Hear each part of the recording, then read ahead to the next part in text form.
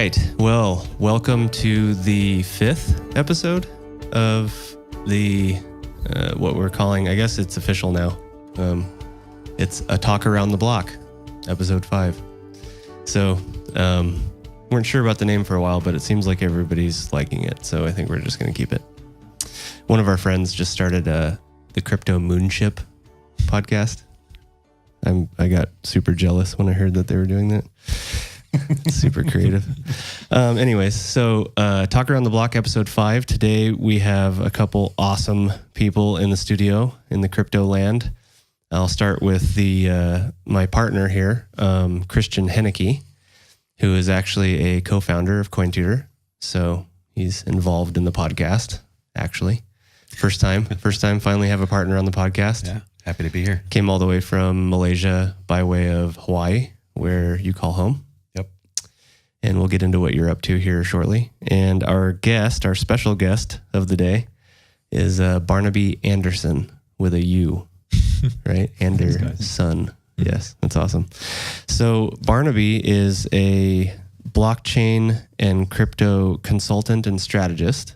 Mm-hmm. And you do a fair bit of day and swing trading on the high caps as well. Mm-hmm. And you're a startup entrepreneur launching at least one ICO that I know of called Thrive, which we'll get into shortly. Mm-hmm. Okay. Is there anything I missed? I'm probably a bunch of other things as well. Okay. But that's good for this. We're not going to be talking about those. the things that shall not be named. So Barnaby, you're from Australia? Yeah. I was born in Sydney. But I left Australia about 5 years ago. Okay. Mm-hmm. For Thailand? I've been living on and off every year in Thailand for 3 to 9 months each year. But I just travel the world now. So I just got rid of everything down to 2 or 3 bags 5 years ago. Oh, wow. Yeah. Wow. And now I just go wherever I want for however long I want. So, fantastic. And I find Chiang Mai one of my favorite places to live because it's just so easy. It's profoundly easy, like in the true sense of the word, profoundly easy to live here and just get my work done. Because that's my priority. I just like to live somewhere and work on my projects. Yeah. And then travel when you have time.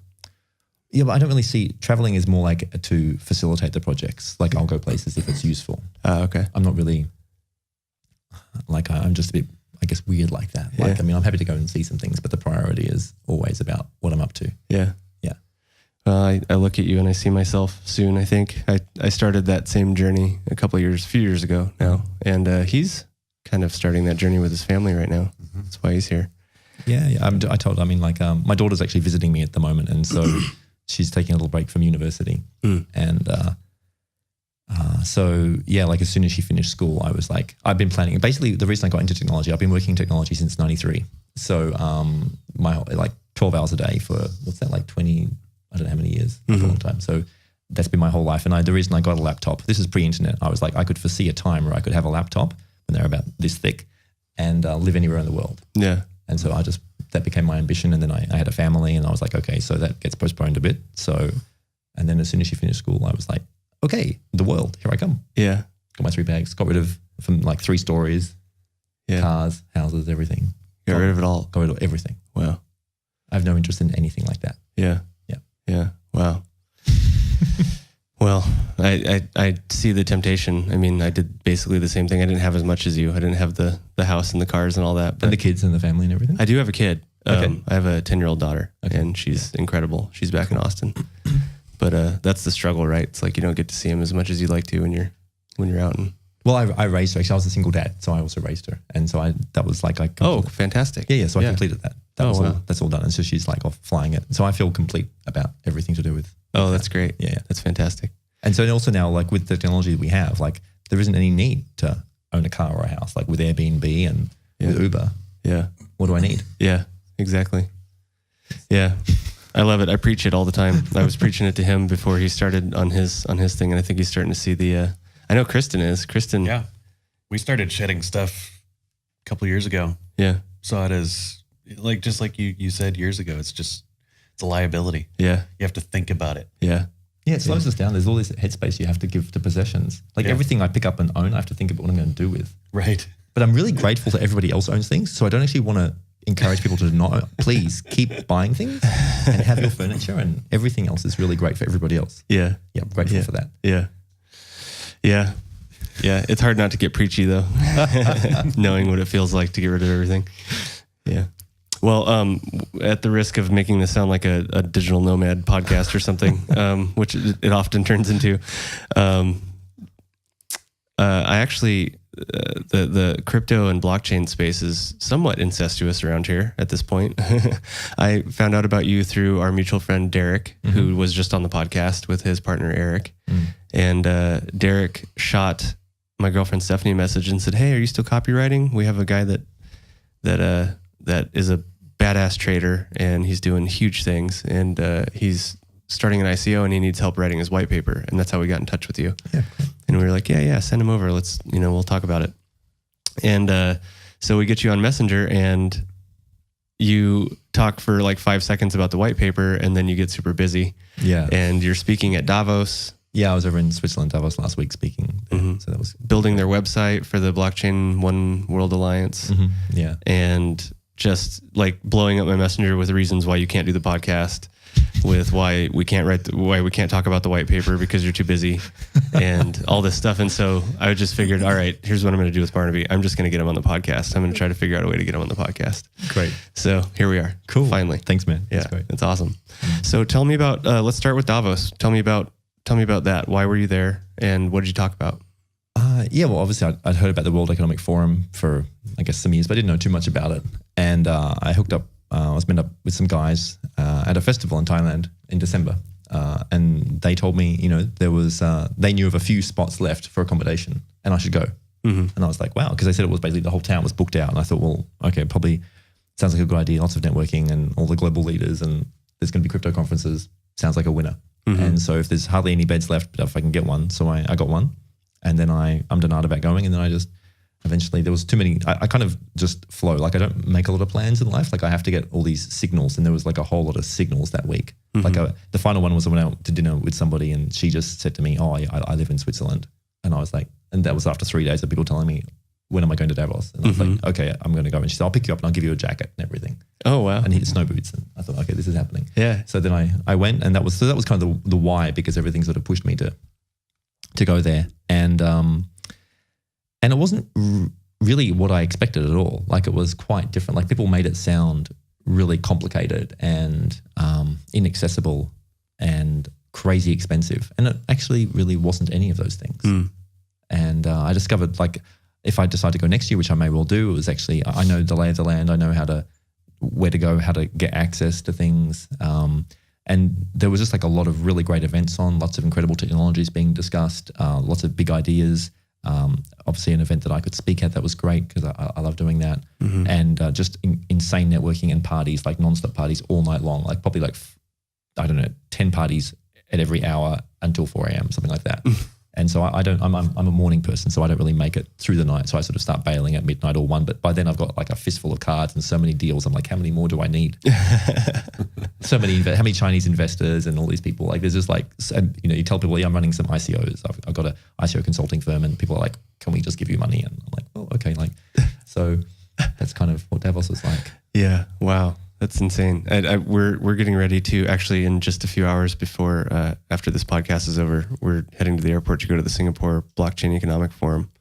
And I'm hearing stories. This will be my first actual really big blockchain event. I'm hearing stories like this. Like we've already been invited to some parties that sound like the parties you're talking about. And I hear that this group of people in general just kind of likes to party. So it sounds interesting. So what you said you spoke at the event in Davos, what did you speak about? There are a number of events there. So there's the actual official World Economic Forum that I didn't have access to, because basically there's a white pass. So the white pass is between like I think $100,000 to $300,000 or $400,000. So that gets you, that's like a yearly access. So I didn't buy that, and and a lot of the events and everything, especially for those guys. Okay. But the town is kind of mixed. So then there's this whole sort of public group that's being able to get access to a lot of the other events that are going on. And there's a hotel pass that you can get if you're invited. So you kind of have to be part of an event, but there's so many events on, and these hotel passes are $50. So that's definitely within your reach. So you just need to basically get invited to one of these events, which you can just basically message them saying, can I attend your event? And they'll basically send you the main form. So then Davos, because there's so much high security, then they do a full grill on your ID. This is for the $50 hotel pass. So once you go through all the forms online and they grill you and they do the assessment of how safe you are or not, then you get the ID pass. And then so that gets you into the events and the parties and there were conferences, and there was a number of crypto conferences, and one of them was the One World Blockchain conference. I helped them out with building their site because that's my background. Like I got into technology. Most of my career has been building websites and apps for the last 20 plus years. And so they needed some help with that. And then there was a speaking spot, which I gave a general my overview of what I thought blockchain was, what I thought the markets were, my assessment of the top 10 coins, where things were going to be going, and a bit about ICOs, how to pick them, and about my projects. Oh, wow. Fantastic. In 15 minutes. Oh, it was a 15-minute talk? Yeah, because they had so many speakers. Like it was like a TED talk. So I was like, but people, yeah, they loved it. So were you talking 100 miles a minute or what? I was actually. I just kind of normally I try to slow myself down because I'm a really fast speaker, but that time I was like, I'm just going to put the pedal to the metal. These guys can handle it. Yeah. Hope you guys can write fast. No, I can slow down, guys. That's awesome. Wow. Okay. So you spoke about like how to pick ICOs. That was one of the things that you talked about. And you have an ICO coming up. What is the name of the ICO? One of the project I'm working on is called Thrive, and it's for a long time I've been wanting to see a really awesome HR outsourcing freelancing tool that would be a combination with project management and then having its own token infrastructure where it's got its own internal economy. I'd actually had this idea kicking around for quite a long time, like a long time. But it was always something on the shelf, and now I'm like, no, I need this now. And so, that one's being built out at the moment. Yeah. So it hasn't been released. So there's a couple of projects because people, I've built up an ICO consulting firm, and so people pitch us projects, and then there's capital that's raised, and then the ICO gets put together because I've got a large team where we can do it's a full service. So everything from setting up the corporation, the jurisdiction, the token, the unique use case for the utility of the token, which is really important. That's the beginning, the legalities of that, the branding, all the social media, the website, the white paper, the Telegram group, the investor connections, the pools, the crypto hedge funds, all that sort of stuff. All inclusive. Yeah, that's fantastic. So you said there's an identity component to this, Yeah, so basically there's going to be a method for verifying identity, and that's going to be linked to basically to the creation of the tokens. And so we're not quite ready to release all of this yet, but it'll be really cool.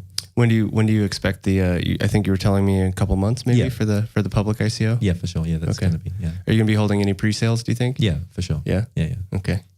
We'll have to talk about that. Okay. Cool. So Block Alchemy is the company that you're talking about, right? Your consulting company? Yeah. Okay. Yeah. So blockalchemy.io. You got it. Is that it? Yeah, okay. that's it. Everybody's using the IO names in the crypto space right now. So that's fascinating. I'm really interested in the whole identity thing. I think I droned on and on about it in one of our recent episodes with John Myers from Selfkey. Are you familiar with their? I've heard of it. Yeah. Anyways, it might be an interesting thing for you to hunt down because they're already working on the identity piece, and I know that they're building a marketplace for companies to tap into. Okay, cool. Look into that. Yeah. Yeah. There's a few places. There's a few guys in this space. Yeah. Yeah. It's very. There's going to be a huge area to explore with blockchain. Where do you see? So I asked this question, I think, on the last podcast, but where do you see ICOs going? Because 2017, I think, was really a breakout year for this whole ICO investing thing, and people just went crazy with it, and all these crazy profits were made, and it just stunk. A lot of it stunk of Ponzi eras that we've been in the past, or that we've seen in the past, that Kristian and I unfortunately got close to by accident by purchasing a company not too long ago in 2007, I think. And it's interesting to think about where this might be going, because obviously ICOs and the token sale it seems to be useful. you know, and needed, because prior to that, it seems like the only way to raise funding was equity and crowdfunding, right? And this is kind of a new, like crowdfunding 3.0 or something, right? Yeah. But I personally think that the bubble has to burst, and I wonder, like, how do you feel about ICOs right now? Well, there's going to be a shakeout, and clearly, like, I don't know what the percentage is. Let's even say 90% are scammy in some form. Like, so most ICO. I mean, I think like all this. I've heard stats that there's even something like 6,000 coins now or something. I thought it was a couple of thousand, but apparently there's 6,000. It's ridiculous. It's a huge number of cryptocurrencies. Yeah. And I think there's like 100 ICOs a day or something now. It's really, really ramping up. And because nearly every company I spoke to at Davos is like, yeah, we want an ICO. Can you build one for us? And so big companies and small and startups, but big companies as well. So like this is like becoming the thing to do. Yeah. And so then you have to look at, well, what's the SEC and the Australian ASIC and like, you know, the European, whatever it is. What are they going to be doing about this? And Singapore. So look, I think I still invest in ICOs. I'm creating ICOs. So I think, but like I only pick projects that I think have got legs, and there's a team we're building. There's a team for this. There's clear technology. So I feel very, very confident about those projects. And the ones I pick as well, I research to get involved in. But I think that, guessing the future is like guessing the future. Like, so I can't really say for certain, but I think that I have a very strong view of where I think everything is going to go with crypto. And it's not just my view. I've met many other smart people who've suggested this to me. It's quite extreme though. And I think in the long run, there may well not be that many left.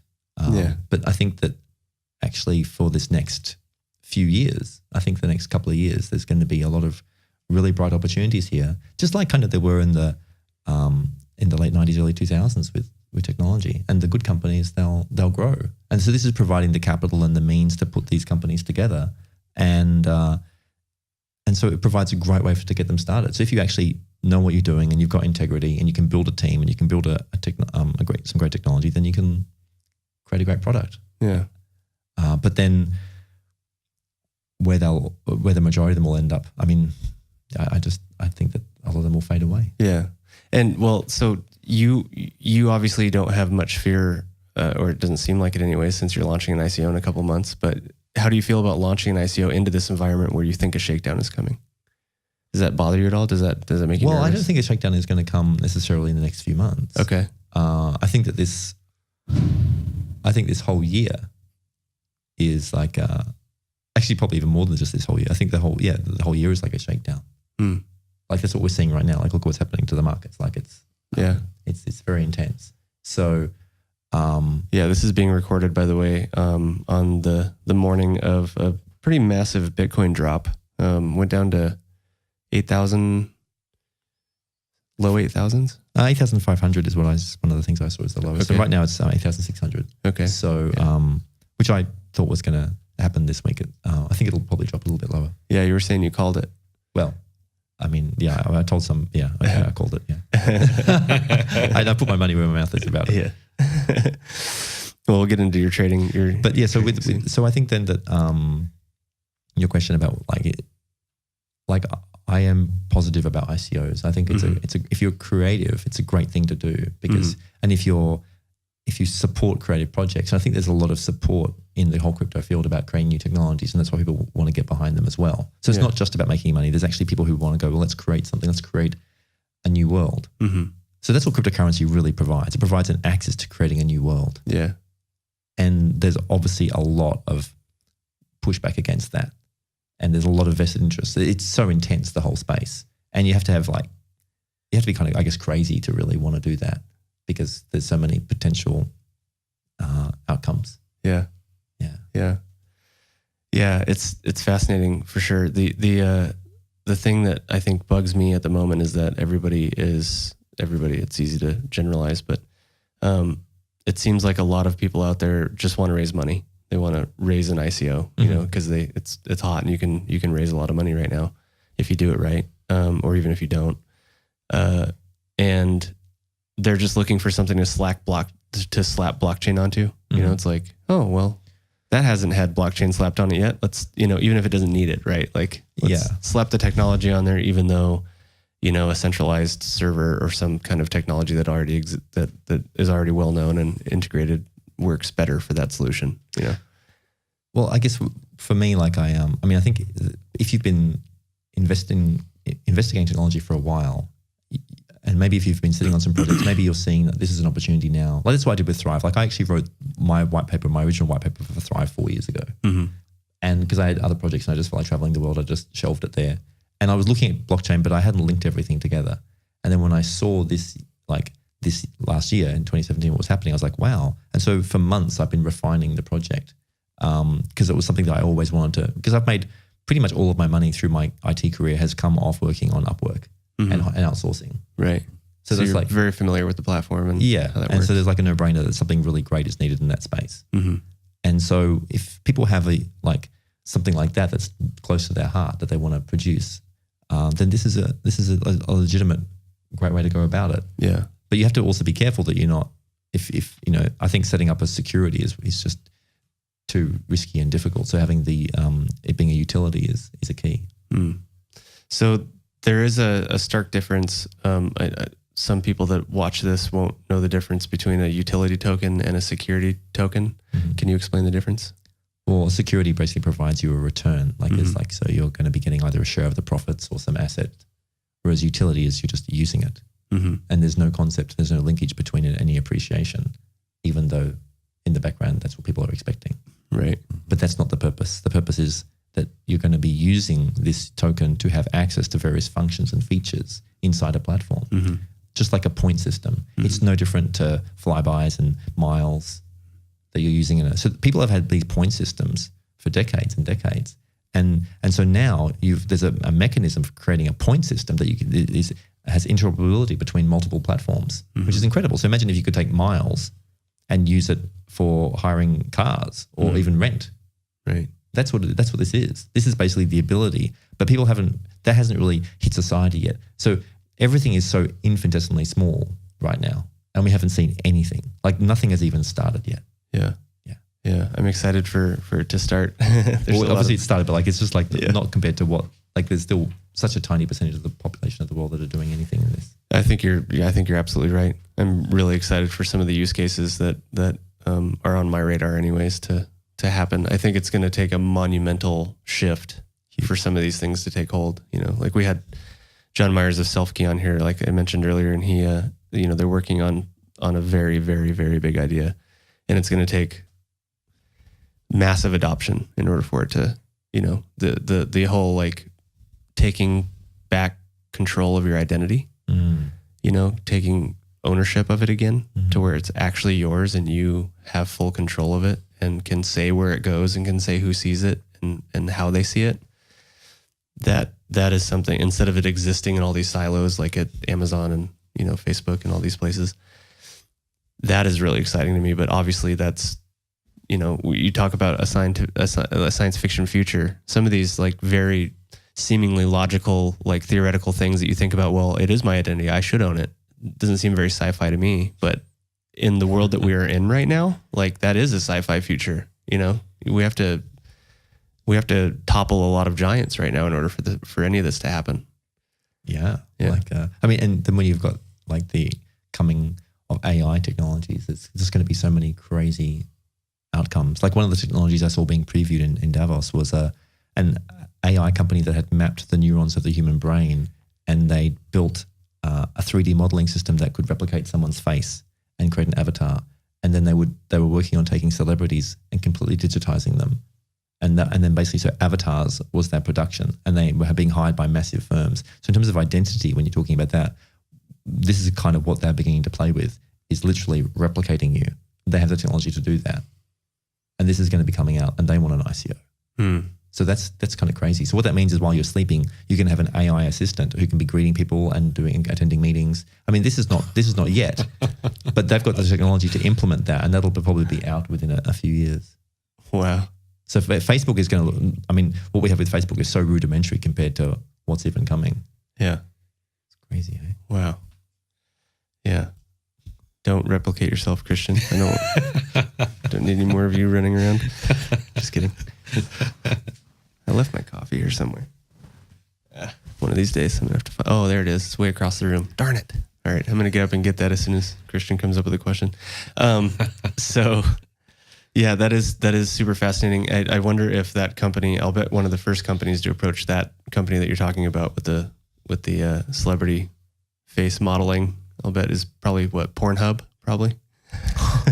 I don't think that. I think they'll be going that way. But maybe, I don't know. Like, it was very impressive. Like, they're going to be taking it to call centers. The implications for jobs is just huge. Yeah. They're going to be digitizing so many different types of jobs. Yeah. Yeah. Yeah.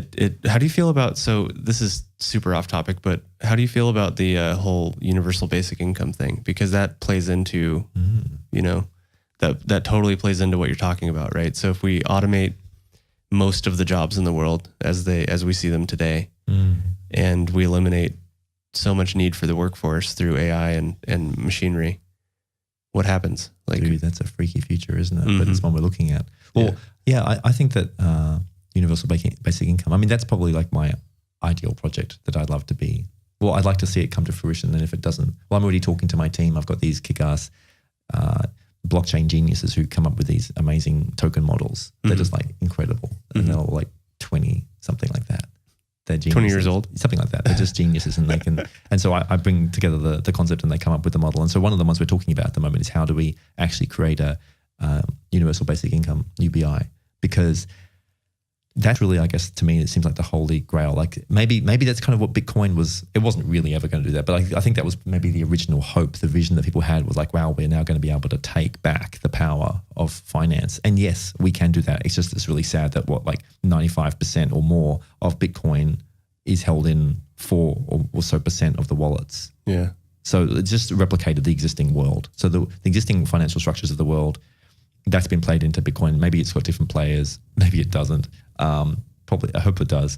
But then that's still not really getting to the heart of the problem that humanity faces. Humanity faces some serious issues here, of which finance is really, it's a major one. But then when you add the environment to it, there's just going to be such a confluence of things hitting everybody all at once, with like AI, the environment, economic meltdown, new currencies forming like what we're seeing right now. And people don't really have the capacity to even take all of this in.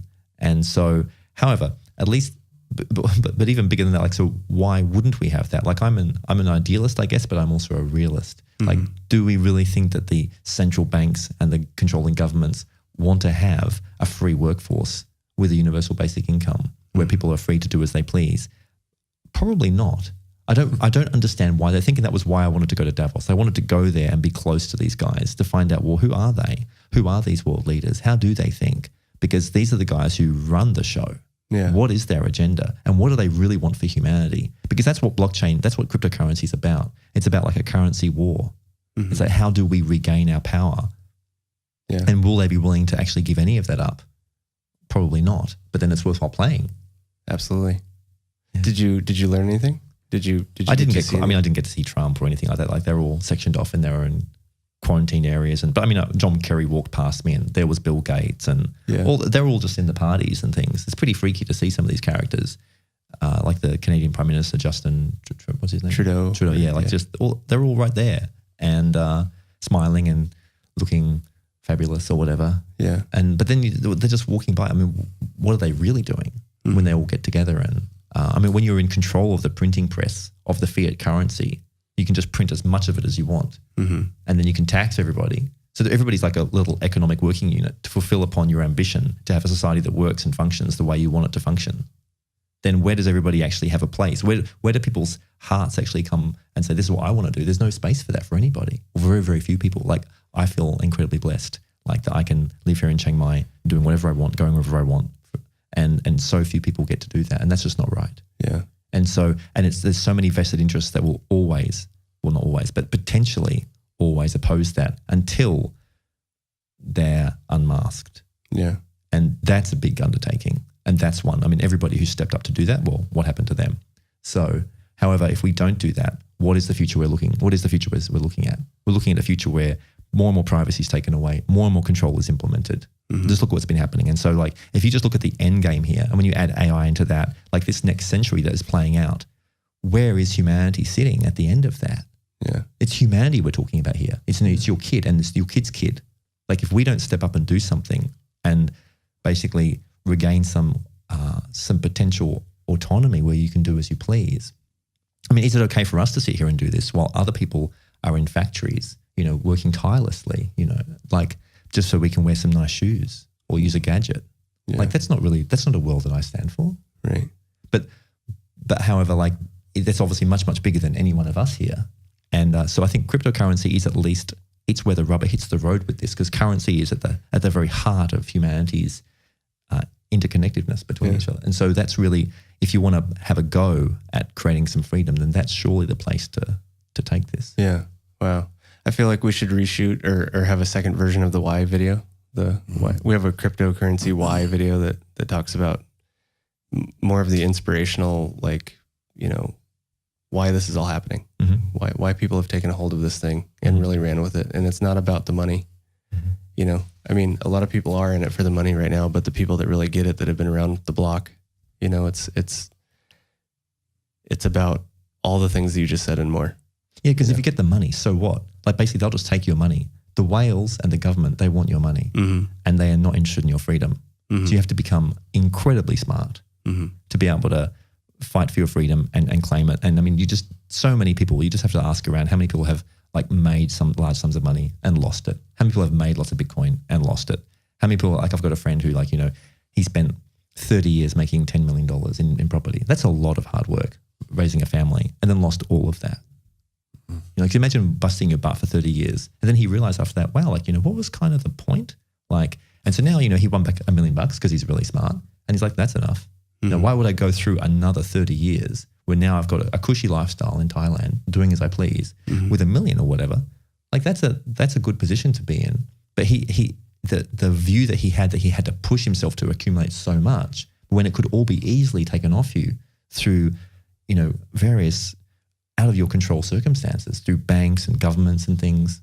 They can eat that. That's part of the plan here. Yeah. That's how the system works. Well, and that's the crux of it, isn't it? I mean, it's not necessarily that you said earlier that society, humanity can't, they can't look what's in their heart and say, what do I want to do? It's that you said so many people can't do that, but it's not necessarily that they can't. It's that they're limited by their mindset, right?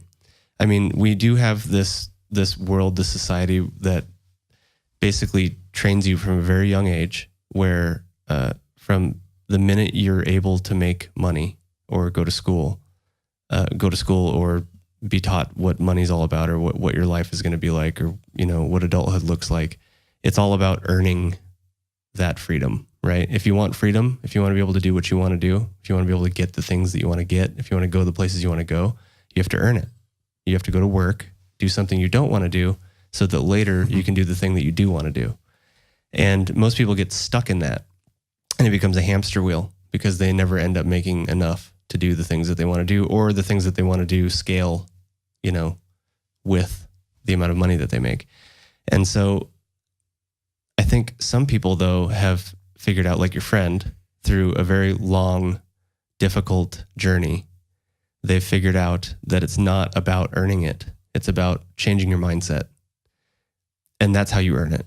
You earn it by getting in your head and going, what do I really need? What do I really want? And then organizing your life around fulfilling those, right? It's not necessarily about making $100 million. What are you going to do with $100 million? Sure. I guess it depends upon what your ambitions are. Yeah, and exactly. So we are all the privileged few who can sit around here and talk about mindset. Yeah. Like really, like I think the majority of humanity, they don't even have the space for that. There's like, they're looking at like, where's their next meal coming from? Yeah. Like, so, and if they are struggling, then we can keep getting richer and having more and more opportunities. But at some point, it just doesn't add up. Yeah. And they'll come for everybody. Like it just doesn't work. Like, the system, like you can keep on oppressing everybody so that a few, the aspirational few that everybody looks up to, they go, well, I want to be like them. And then a few more will get out and they'll do that. And because, we've been brought up in privileged societies where we have this where we can basically, we know how to speak English and use a computer. And I think, all these skills that we have. So yeah, I don't know what the solution is, but thinking about how to facilitate a world where more people have more freedom, and I guess everybody who's listening to this, like everybody that becomes free, that has that ability, that's one more person, and that's a great thing. Yeah. And so that, I guess that's, at the moment, that's the best we can hope for. Yeah. Yeah. I mean, what you said is absolutely true. And I guess I am sitting here from a position of privilege, and sometimes you get locked into that mindset as well. It's like you don't see, I don't see all the time that I grew up, and I'm so easily able to think about my mindset and think about changing my mindset. Just look at who you are, if it's okay to say it. Yeah, absolutely. Sure. So firstly, you're a man. That you already are in the most powerful position. Right. Next, you're white. Already in the most powerful position. You speak English perfectly, and you know how to use a computer. Well, and you know how to use a computer, right? And then on top of that, what you know about trading, and you know about business, and you know about Bitcoin. Oh my God! Like, who knows that stuff? Yeah. Who's able to even play with that? And then on top of that, maybe you've even taken your risk profile to the point where you feel so confident because even if you lose, you know that you can win it all back again. Like there's just, people are so far behind all of that, and so that's not our responsibility. Like, we were all born into this, but it depends what game you want to play. So if you want to play the game of making $10 million or $100 million, and you just want to go and relax on a beach, great, go for it. And if you just want to use all that, I mean, the cool thing is we can all do what we can do what we want. Most people, well, so you can always say most people, they can, but I haven't gone and visited the people in China who are working in those factories. I actually don't know what that's like. Yeah. But I was there recently, actually. Yeah. But it was a nice factory though. It was like a higher end. It was a glass factory. I was doing a branding project a couple of years ago. And it wasn't, China's fascinating. I like China, actually. I'd spend more time there if I could. So this is why I love blockchain. This is why I wanted to really get into where I see the possibilities of cryptocurrency, and why I like the couple of projects I'm working on. One is to do with like helping people with their income and earning, and then another one with to do with rent. And so I'm interested in real world applications where people can actually start to use cryptocurrency, paying for earning for their wages and paying for their essential services like rent and things like that. Yeah. So I think that we can bring this, and therefore if people start to wake up to, wow, I can take control of my finance, and Bitcoin, like seriously, like Bitcoin is like, it's the spearhead in all of this, where you have a Swiss bank in your wallet. Yeah. You sound a bit like a Bitcoin maximalist to me. I do. Yeah. I have leanings towards that. Do you? Yeah, definitely. So what do you think? So it's actually interesting to think about Bitcoin surviving here, because like Ether, for instance, is creeping so close now to the market cap. The flippening is upon us, and I guess it has been for a while now, but I don't know if it's going to happen or not, but I could see it happening if the team behind Bitcoin doesn't start getting some of these things that we've been hearing about for the last year, 2 years, 3 years, however long it's been, Lightning Network, and some of the features that are going to allow it to compete with platform plays like Ether and Cardano and Neo and them. Are you worried at all as a self-professed kind of Bitcoin maximalist that Bitcoin might fall so far behind as feature-wise that Ether? I mean, look at how many coins are on Ether right now.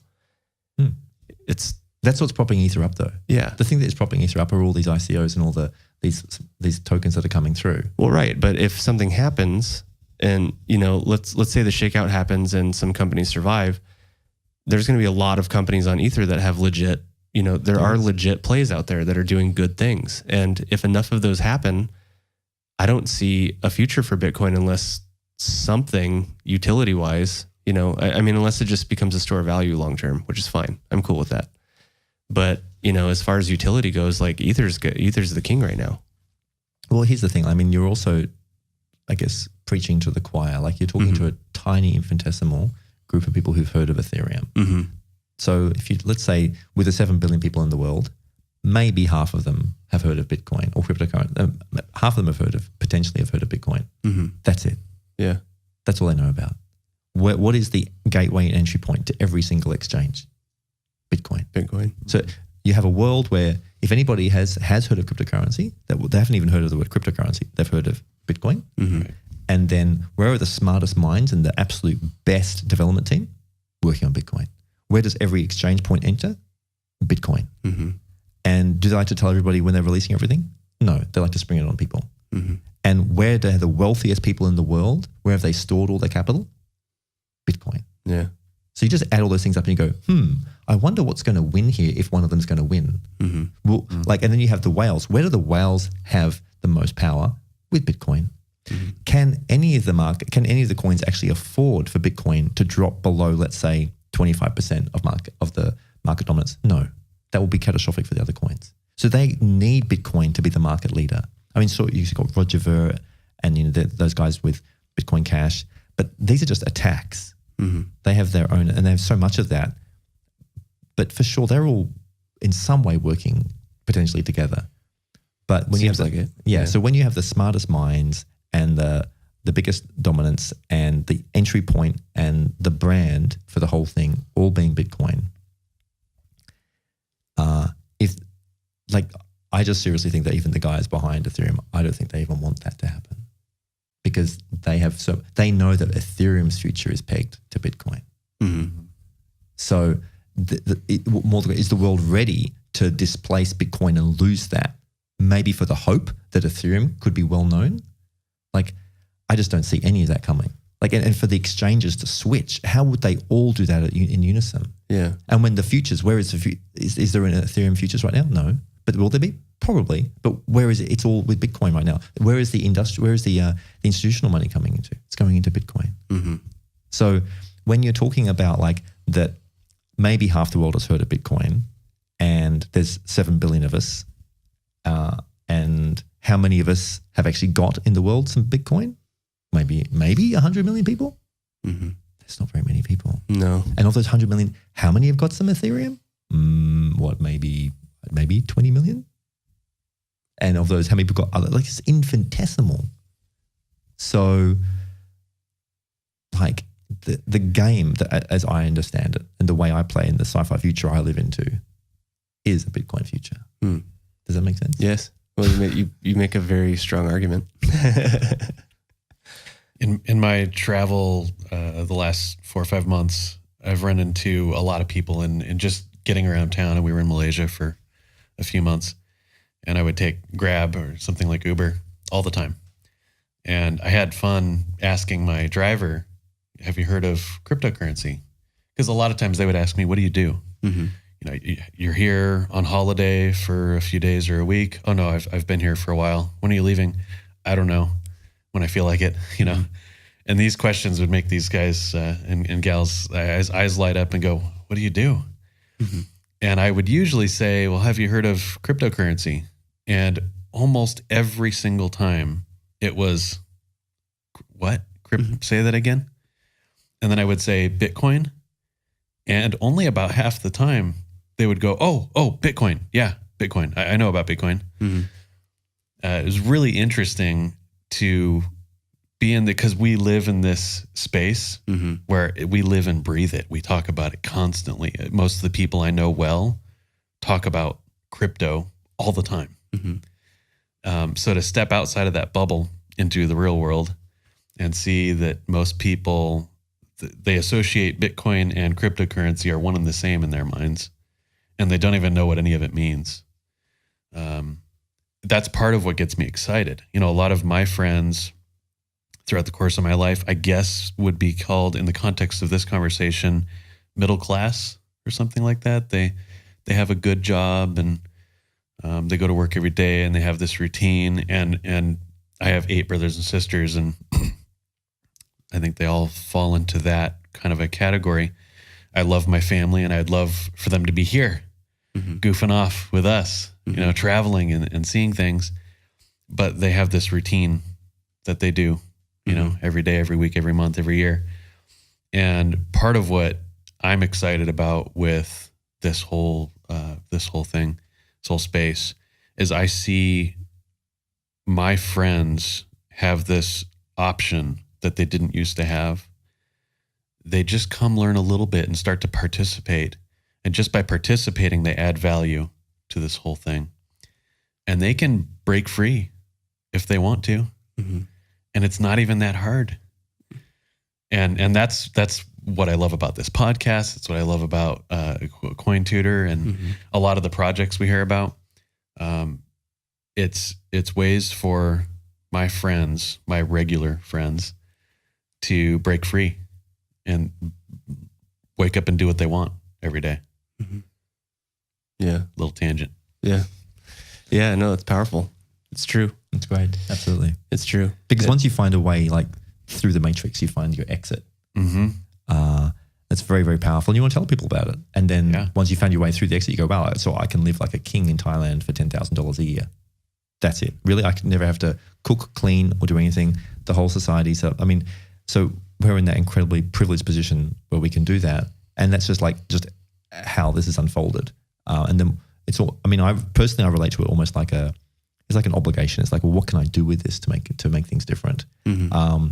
And then on top of that, when you add cryptocurrency on top of that, then you go, wow. And so then when you start to share that with people, when enough of us have that headspace, because you need some headspace from the grind to then go, well, okay, so how do we shift the world so that more people can start to experience what we're experiencing here? Yeah. That gets very exciting. Yeah, it does. It really does. I love seeing people break out of like even small mindsets, just small little wins, like when I first started traveling, I took it upon myself to try and help Stephanie, my girlfriend, kind of break free from a little mindset thing that she had going on, which was that she liked to accumulate some things. She traveled a lot. She loved traveling, and she had traveled way more of the world than I have, despite the fact that one of my biggest goals in life was to travel. But I always thought, well, I'm going to do that later when I earn it. I'm going to do that later when I have the money. And I never just did it. So I started looking into minimalism and how I could actually start doing it without the money, or without as much as I thought I needed. And I started to adopt this minimalism mindset where I started getting rid of my things and I started shedding and getting ready for this like new world that I was about to try to immerse myself into. And she had spent a lot of time in China and India, and she would always bring little things back, little knickknacks back, and keep them at her apartment or whatever, and maybe display them on the coffee bar or on the shelf, or just put it in storage, And so she had accumulated quite a bit from her travels and just from life. And I was like, well, we're going to start traveling soon. We need to start getting rid of some things. And we started the process of getting rid of things. And we would come to like a knickknack that she bought in China and would say, so this, what do you want to do with this? She goes, well, I want to keep it. Well, when's the last time you used it? It was like a deck of like General Mao playing cards from China or something, right? Or like a really old wooden chess set or something like that from China. I was like, okay, so when's the last time you played with this chess set? I've never played with it. So it doesn't look that great. Do you like, it was in the cupboard on the top shelf behind a bunch of books and nobody's ever seen it. So do you think, so I start prodding her and asking these questions, and lo and behold, after about, 3 weeks of this, and we're shedding like 50-60% of our stuff, her mindset starts to change. And she starts to, make the initiative and be like, well, I don't need that either. I don't need that either. I can get rid of that. Actually, let's just throw that one away. We don't even need to sell it, And pretty soon it's just like, what can I get rid of instead of what can I keep? Yeah, I just took photos of everything. I would just hold it up and say, do I need this? And took a photo of it. And I just had house parties. People just come over and said, take whatever you want. Yeah. Yeah. Oh, that's great. Oh, believe me, I know. I did that with like my grandma's. This is a sin. It feels like it's a sin, right? But I did that with my grandmother's art, and that's like family. I get crucified by some of my family members if they see this. But what am I going to do with that? I'm not going to hang my grandma's art ever, And so I took photos of it and I found a place for it. So I guess the thing is, we are wired potentially differently to other people. Some people, they really want to have that farm or that home or that garden and have all that.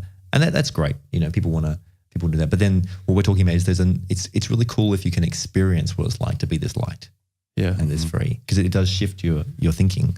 And it probably even plays into how you feel about money. I would say it really does. Oh, for Because, sure. if you start to become really light about your possessions and about your time and what you're doing, then you might start to feel that way about money. But when everything is so heavily invested and you've got all these debts and everything you're trying to pay for and get ahead, then obviously every single dollar is so critical. And then when you've put it into the markets and the markets are crashing like they are right now, and if you're counting on it all working, then you're going to take silly actions. You're going to sell.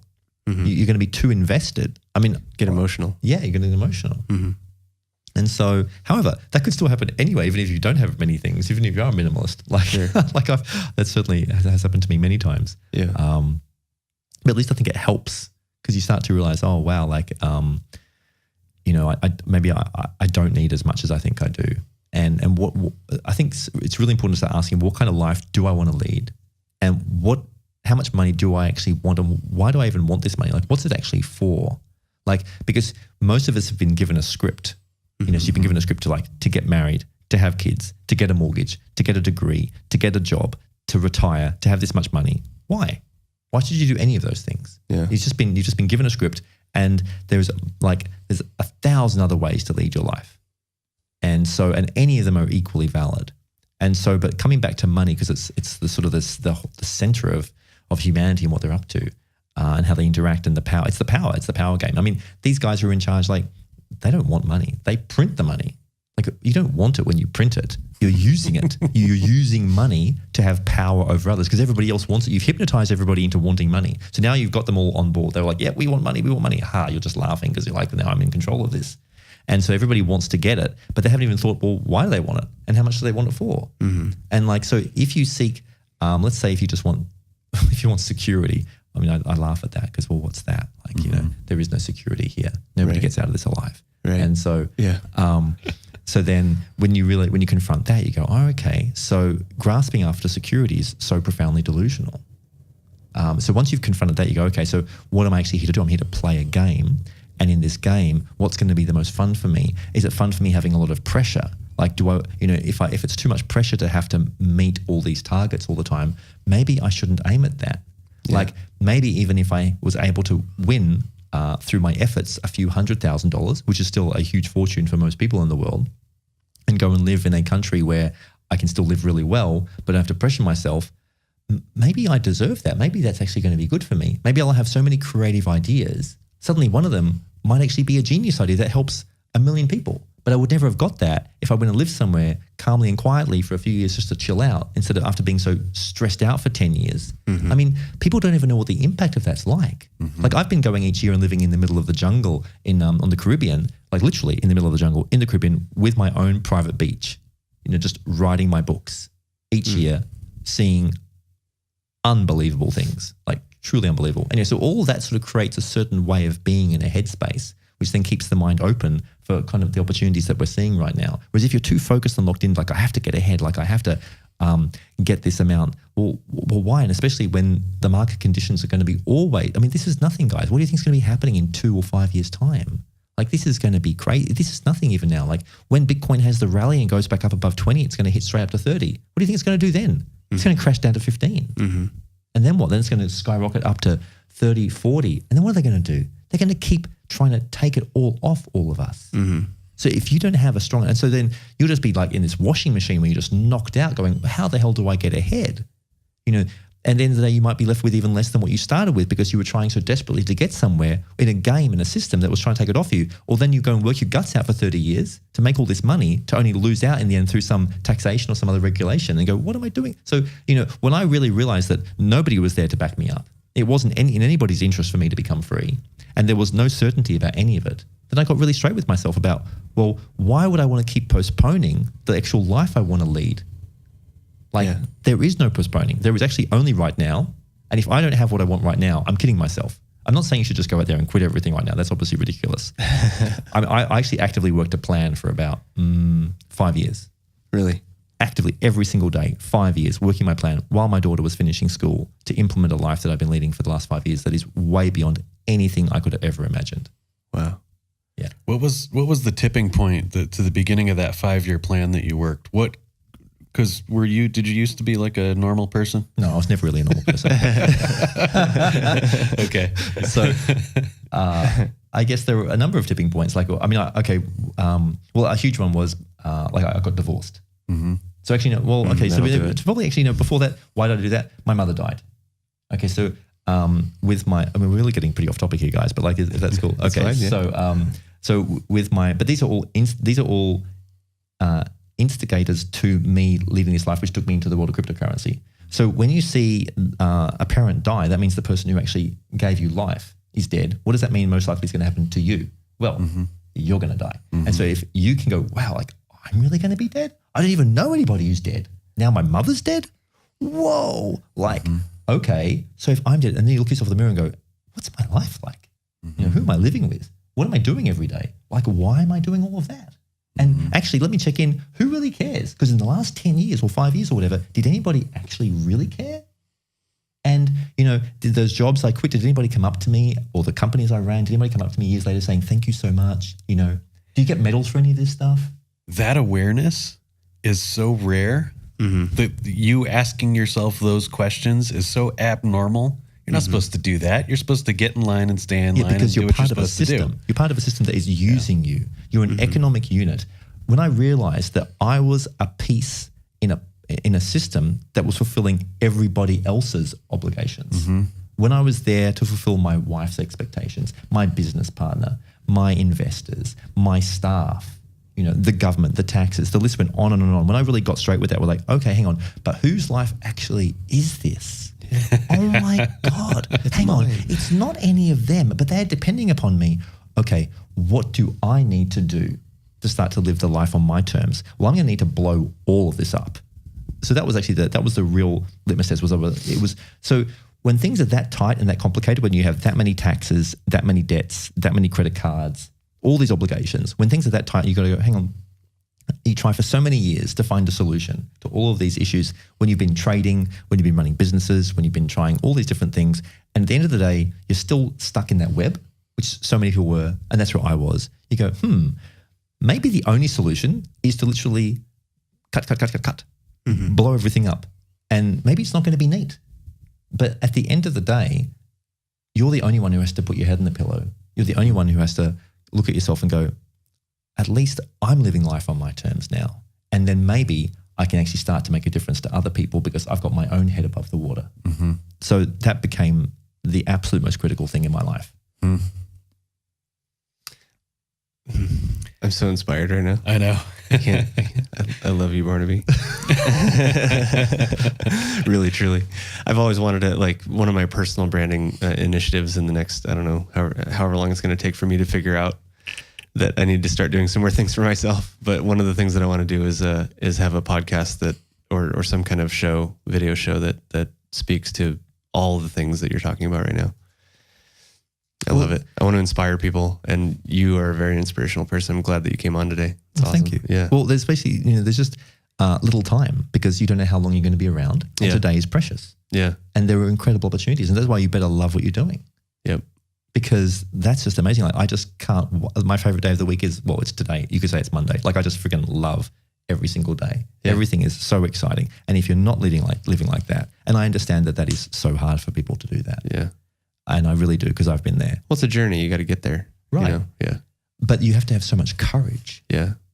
Because the system and everybody else is like, in crabs, when one of them's trying to climb out of the bucket, the others pull it back down.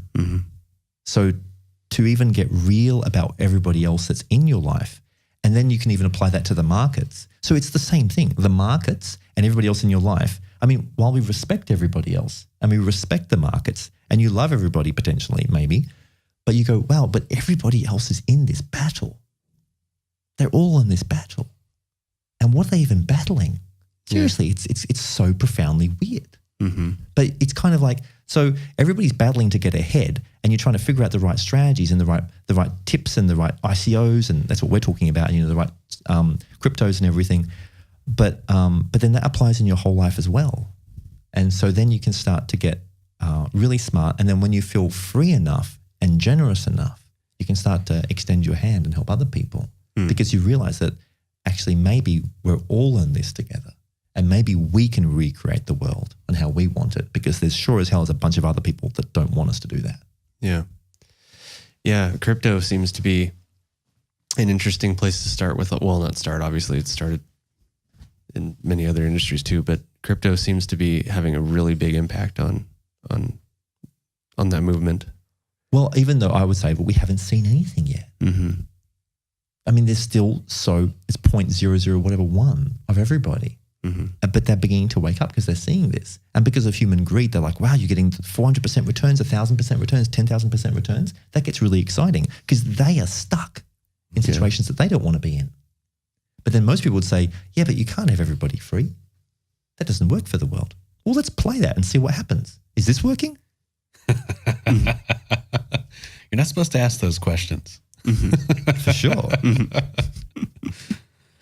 It is kind of interesting that the one thing that is kind of caused the journey to go to where it has to this point where people feel so suffocated and like they're an economic unit, as you said.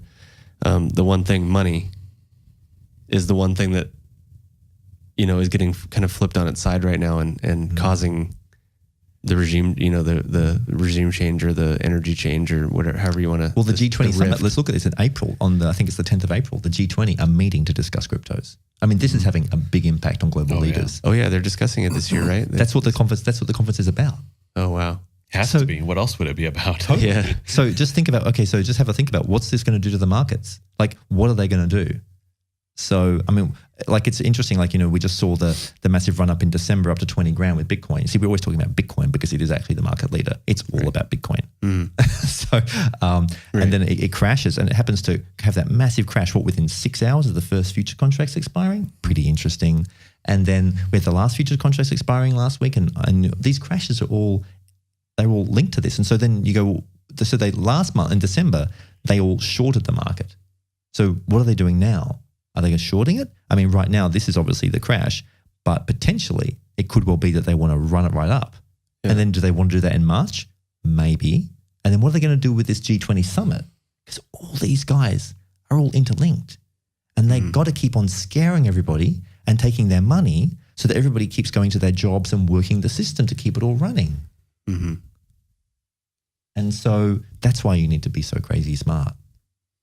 Sounds a little conspiracy theory-ish. But yeah, I know. Yeah. I kind of go there a little bit. But yeah. We'll accept it. We'll accept it. You mentioned 400% returns, and that actually triggered a memory here. You have recently experienced a 400% month, right? Mm-hmm. You were cool with me saying that.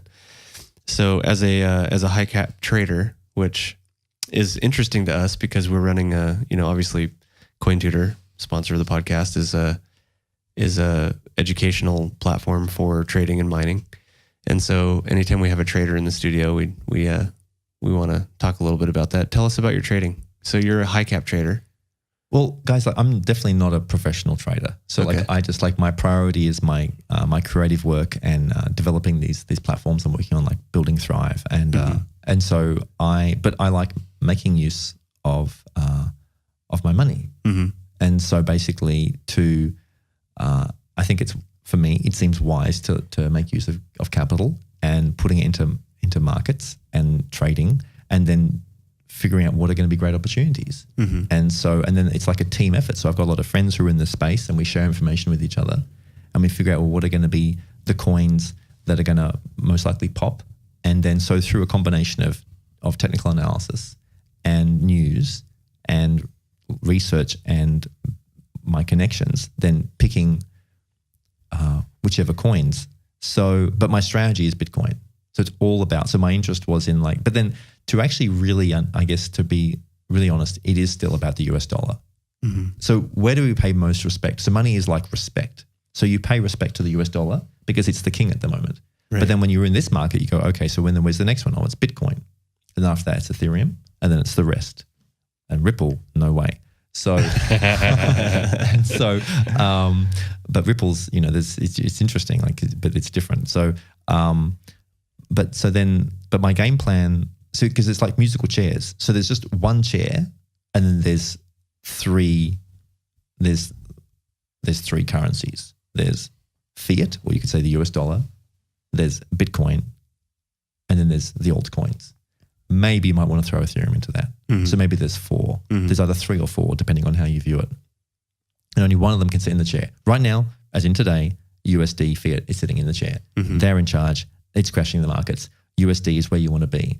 Absolutely. And if you were onto it, you would have seen that like a few weeks ago. You've gone, okay, USD is going to be where it's at. They're going to crash Bitcoin. And so then you move everything. So like my view is I just don't like to lose. And so if I can see what's coming, then you just take a position. And so, I like a while back when I was watching the markets and I could see that Ethereum was going to be climbing. And so then I just moved to Ethereum. And then other times when I was like, okay, well, I can see that these coins here, and I had a whole spread, I had like 25 of them. And then I just regularly exit. So like I'll just take a position in 25 and I noticed that like of those, like about a third did nothing and a third went up and then a third completely popped. And then I have all these trading rules. Like I've actually even made a trading training program. Like I run one of my websites I run is called bitcoinmarketinsider.com, which has basically got a whole bunch of news and there's a trading course there. But I'm not a professional trader. I just shared what I'd figured out with people. And so in that view, basically, like not being greedy, like, okay, so is that enough of a return? And when all the indicators suggest, then just exiting.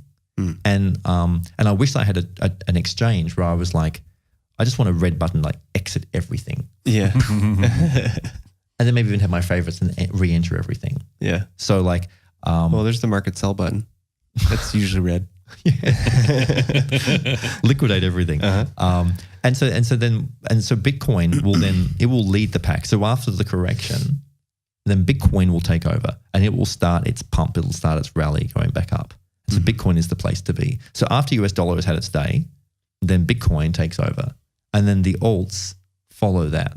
This is typically what happens. Yeah. And so basically it's like, so you just, that's why it's the musical chair. It's like you jump out of one and hop into the others. So by now, so you've jumped out of US dollars. So jumped into US dollars. And then once you see Bitcoin going back up, then you jump into Bitcoin.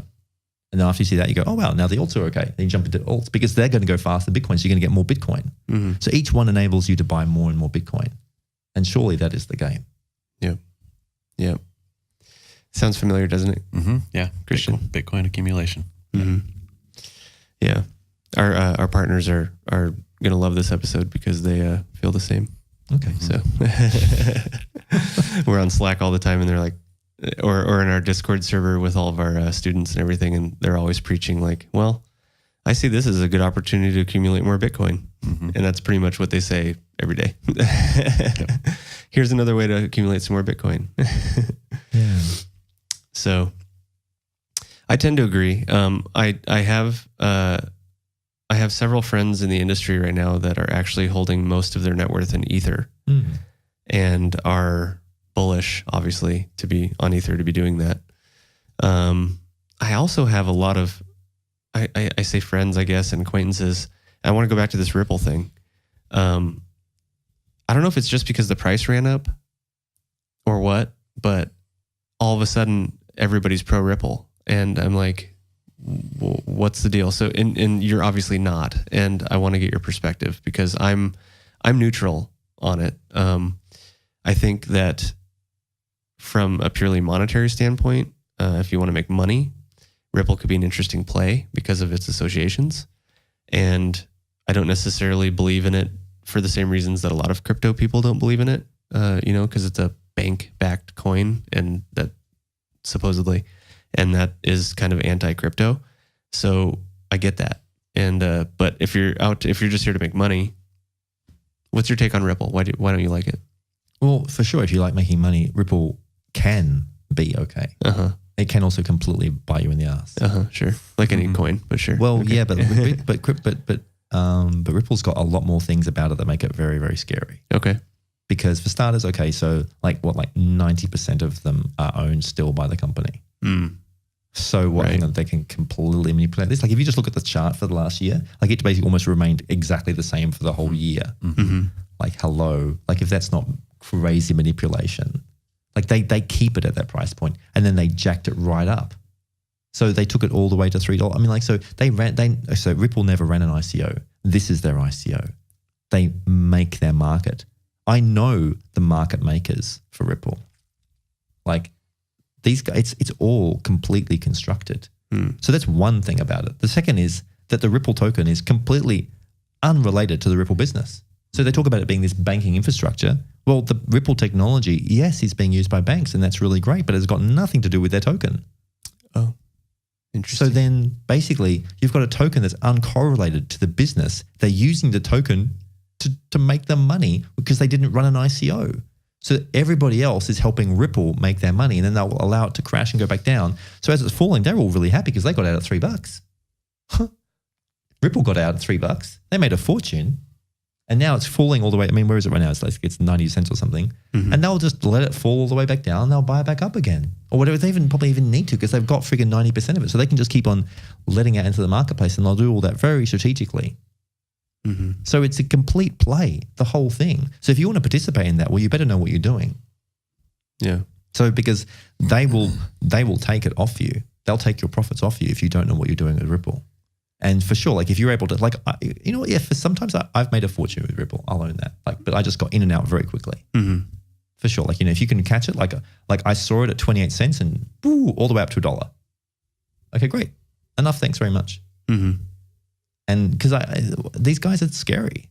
Yeah. Like, you know, and they could well pump it all the way. I mean, they have the capability, of course, to pump this up to $10. But is it real? Yeah. There's no reality to this. It's not related to their business.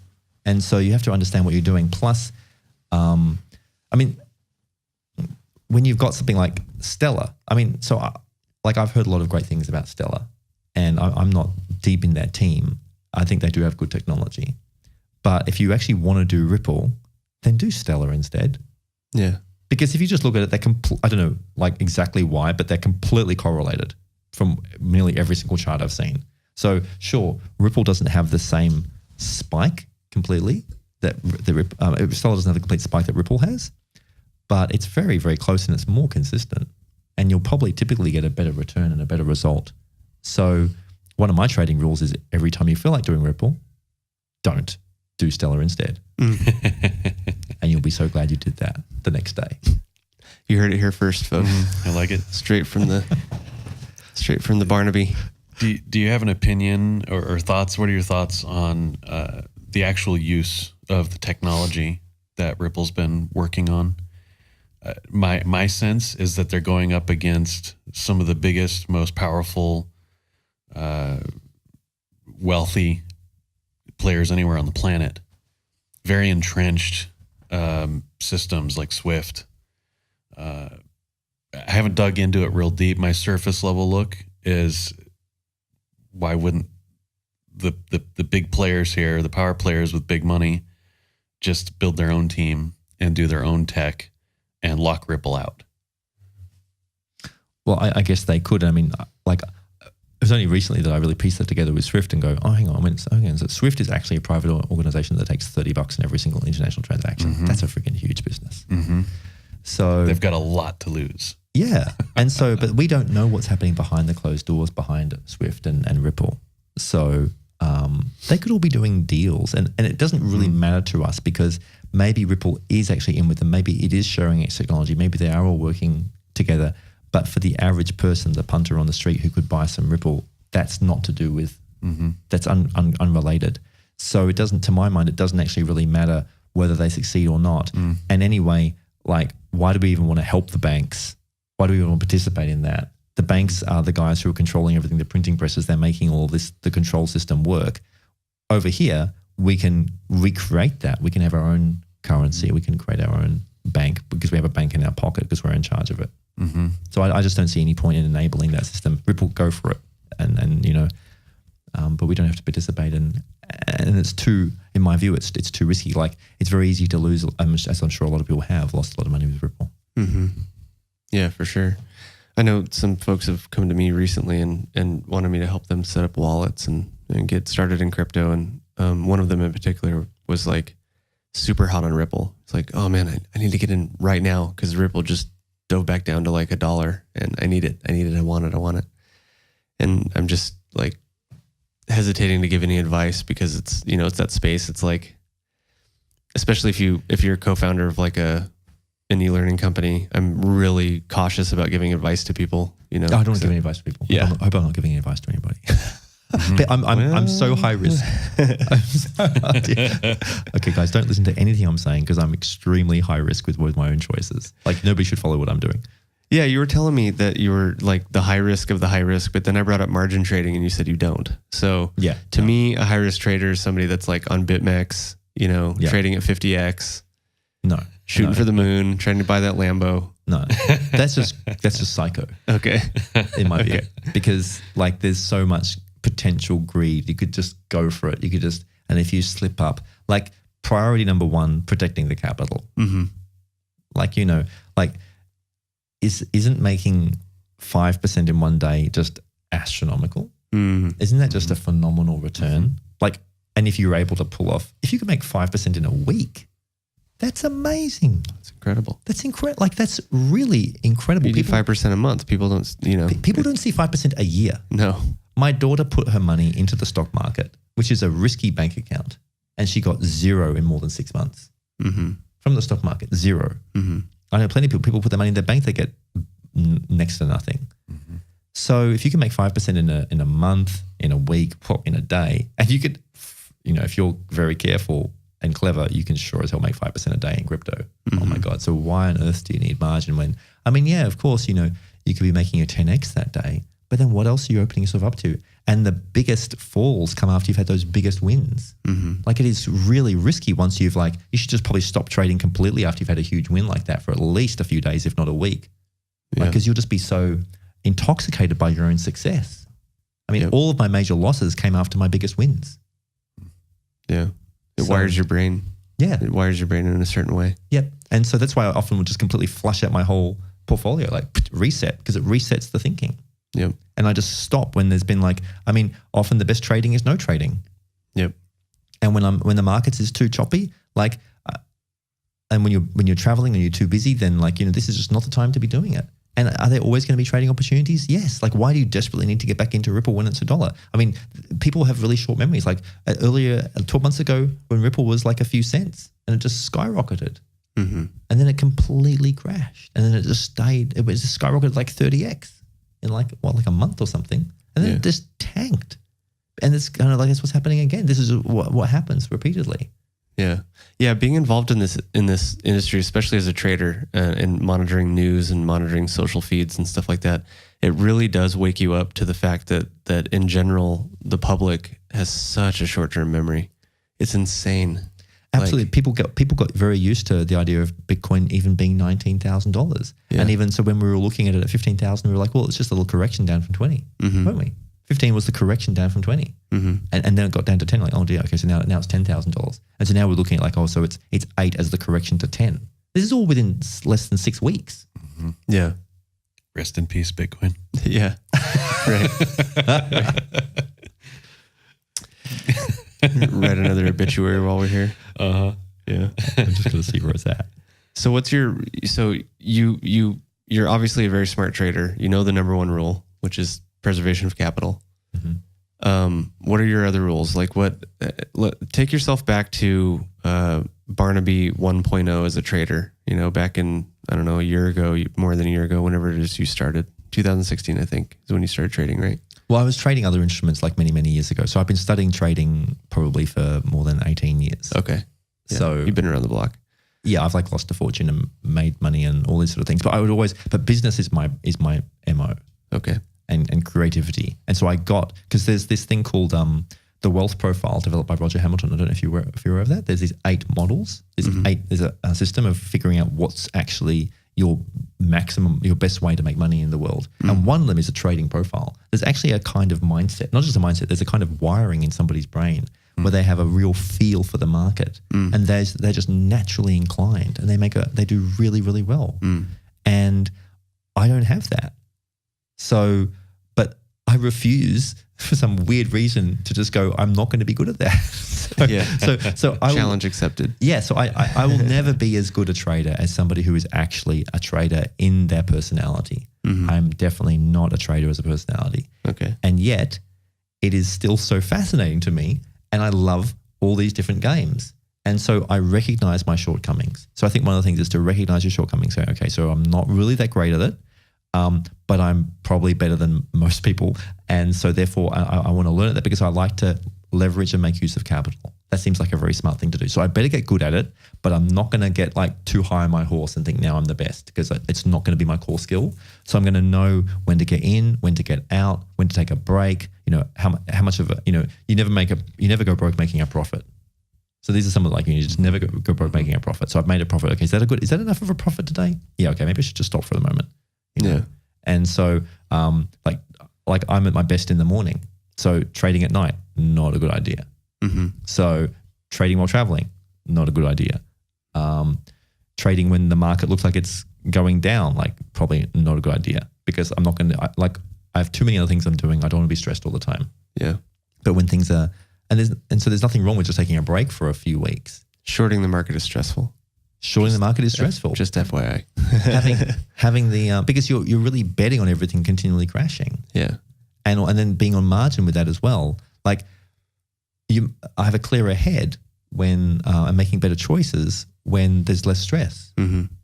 And so, however, I'll still take what most people would consider crazy risks, but to me, they're very calculated. Mm-hmm. I've done a lot of research on figuring out these are the right moves to be making at this time. And so, there's a few things to follow. Another one is Warren Buffett says, be greedy when everybody's fearful and fearful when everybody's greedy. Mm-hmm. He also thinks that Bitcoin's going to end very badly. So yeah, but he's got a vested interest in saying that. Yeah, because he's like this with the elite and the central banks. Yeah. So of course that's what you're going to be hearing from the news all the time. Yeah. And so at what point will people? When people really get this and it flips, that might still be a year or two away. But there's going to be some kind of impact when people see Bitcoin at $100,000. They're going to go, what's going on here? Mm-hmm. When is this going to go away? When is this going to go away? It's not going away. Yeah. Because it's not going to go away. Yeah. Doesn't seem like it. No. Yeah. People have been saying it's been going to go away for the last 9 years. Mm-hmm. And it's going to die and it just doesn't die. And it's it's still close to $10,000 now. Why? What is it going to take to get rid of this thing? Mm-hmm. And because you have almost the whole continent of Africa waking up to it. Mm-hmm. Mm-hmm. Hello? Okay, so who cares about what the US thinks? That's 5% of the world population. When you have Africa going, wow, we have seen bigger returns here than we've ever seen in our life. And they're talking about having a 0.001 of a Bitcoin and they're getting totally excited because it's way better than the Zimbabwe dollar, way better than having a wheelbarrow to go and buy your loaf of bread or your bag of corn or whatever. So that's going to be the impact here in Africa and Asia and all these places because their economy, it's the global economy that is being interconnected. And so when you have a global economy with a single currency that can cross any border with somewhat of being anonymous, wow, that's becoming a level playing field. Mm-hmm. And that's why it scares them so much. And so of course they have to tell us that this is going to be dangerous and will be gone soon. And meanwhile collecting it all, like JP Morgan, just telling Jamie, what's his name? Jamie Dimon, he's there, he's telling everybody that, he's going to fire any staff member while we have direct sources in there making, setting up a whole desk buying massive amounts of Bitcoin that same week. Mm-hmm. He's saying that. It's all a lie. Everything is a setup just to trap everybody and get their capital. Yeah. It's pretty extreme, I get. Conspiracy theories. I love it. I love it. It takes movements like this. Every time something massive like this comes around, there's all that, everybody comes out with their theories of what's going on. But I think there's truth to it. I'm not just going to sit here and say it's a conspiracy theory. There's vested interests. I've run businesses my whole adult life, and Kristian, you have, and Barnaby, sounds like you've been an entrepreneur for quite some time, and you're constantly on the lookout for what is going to further your business. Mm-hmm. And you have a vested interest in doing those things. Mm-hmm. And so it makes sense. I don't think you can just put your nose up and scoff at a lot of these theories that people come up with about, what Johnny Diamond, whatever his name is, said, from Chase, or any of these guys. Of course, if they have the pull If they can say, well, I can go out and do this thing and it's going to cause this other thing to happen and we can make a profit from that, why not? Why wouldn't they do that? Yeah. I would do that. Wouldn't you do that? I would, If you can crash the market and come back in and buy Bitcoin on the cheap and drive it back up again and make a profit on it, and then crash it again after that, and just keep doing that to everybody. Yeah. Yeah. I mean, but why are you really doing it? You're making so that everybody's constantly scared and working, busily working. Yeah. It's terrible. But like, so there's something, so it kind of goes back to that universal basic income. So I mean, I guess what are we doing here? Are we like trying to figure out how to solve the world's problems, or we're trying to figure out how to get ahead? So the first base for everybody is to get ahead. You just have to go take responsibility. Like, this is my position in the world, and who am I committed to helping out? Who's on my team? And we're going to get to first base. And so there are clear goals. Like, so basically I would say even this is probably extraordinarily arrogant to say to anybody because of the global, but one Bitcoin, as a goal, because I mean, who can really do that in the world? Not many people can do that. Like even like $8,000, $10,000, whatever it is at this moment. But so, okay, so because that's at least, well, okay, for middle class Western people, that is within their reach. But when Bitcoin hits like $500,000, that is not within their reach. No, definitely not. But right now it is. And so if that could become somebody's goal, great. Okay, wow, I got one Bitcoin. So what is the safest strategy? It's not one that I follow at all, but like the safer one that could buy a Bitcoin and just sit on it. Yeah. This is okay. I get it. This is the Bitcoin maximalist view. All right. For sure. But this is what I subscribe to. Yeah. So I tell people like, okay, the simplest thing for you to do, because you're not going to be a trader. It's too complicated. You don't want to be glued to your computer. You want to have a life. Okay. Yeah. So can you save up and somehow buy yourself a Bitcoin? Because if you do that, oh my God, you'll be like, in a few years' time, you'll be in some unbelievable position. And just don't tell anybody you've done it. Yeah. Just don't tell anybody. I don't know why I'm even telling all of you this. That's pretty crazy. And so then after that, then if you were really kind of like crazy ambitious, well, wow, what would it be like to have 10 Bitcoin? Yeah. And then if you're like wow, I just really want to go for it, then 21 Bitcoin. Oh my God. Because if you have 21 Bitcoin, then if the sci-fi future happens where it's only Bitcoin, so the end game for Bitcoin is no value. It is the value. It is the value. Yeah. It's destroyed the US dollar. Yeah. So none of us can foresee this because since World War II, the US dollar has been the king. So 70 plus years, it's been running the show. So, and we just have this view that, well, it's the emperor and it will always be in charge. But meanwhile, they've got like almost $20 trillion of debt but they have the printing presses, but there's a lot of other countries now ganging up against them for an economic war. Something's going to, do we really think that the next 10 years is going to be like the last 70 years? Not necessarily. And what's it going to, and so then when Bitcoin keeps on increasing in value and it hits $40,000, $50,000, $100,000, when people in Africa are doing it, people throughout Asia are doing it, and the whole world starts going, hang on, there's this thing over here. And then they try to have they'll do some, things are going to get so crazy. We haven't seen anything yet. And if it, and what's really sad, if this doesn't happen, then what's our future anyway? That they've really won. And then people are going to be, where's the chance for people to have some economic freedom? This is it. This is the shot. So we better pile into this, and this is our chance to retake our control. And but we better buckle up because you need a very, very, very strong stomach. Yeah. And so because then you can basically ride all these waves. And so those were the goals that the guy who mentored me through all of this, he explained all of those goals, and all the way obviously to becoming. A whale would be somebody with like 1,000 Bitcoin or more. Yeah. Yeah. Yeah.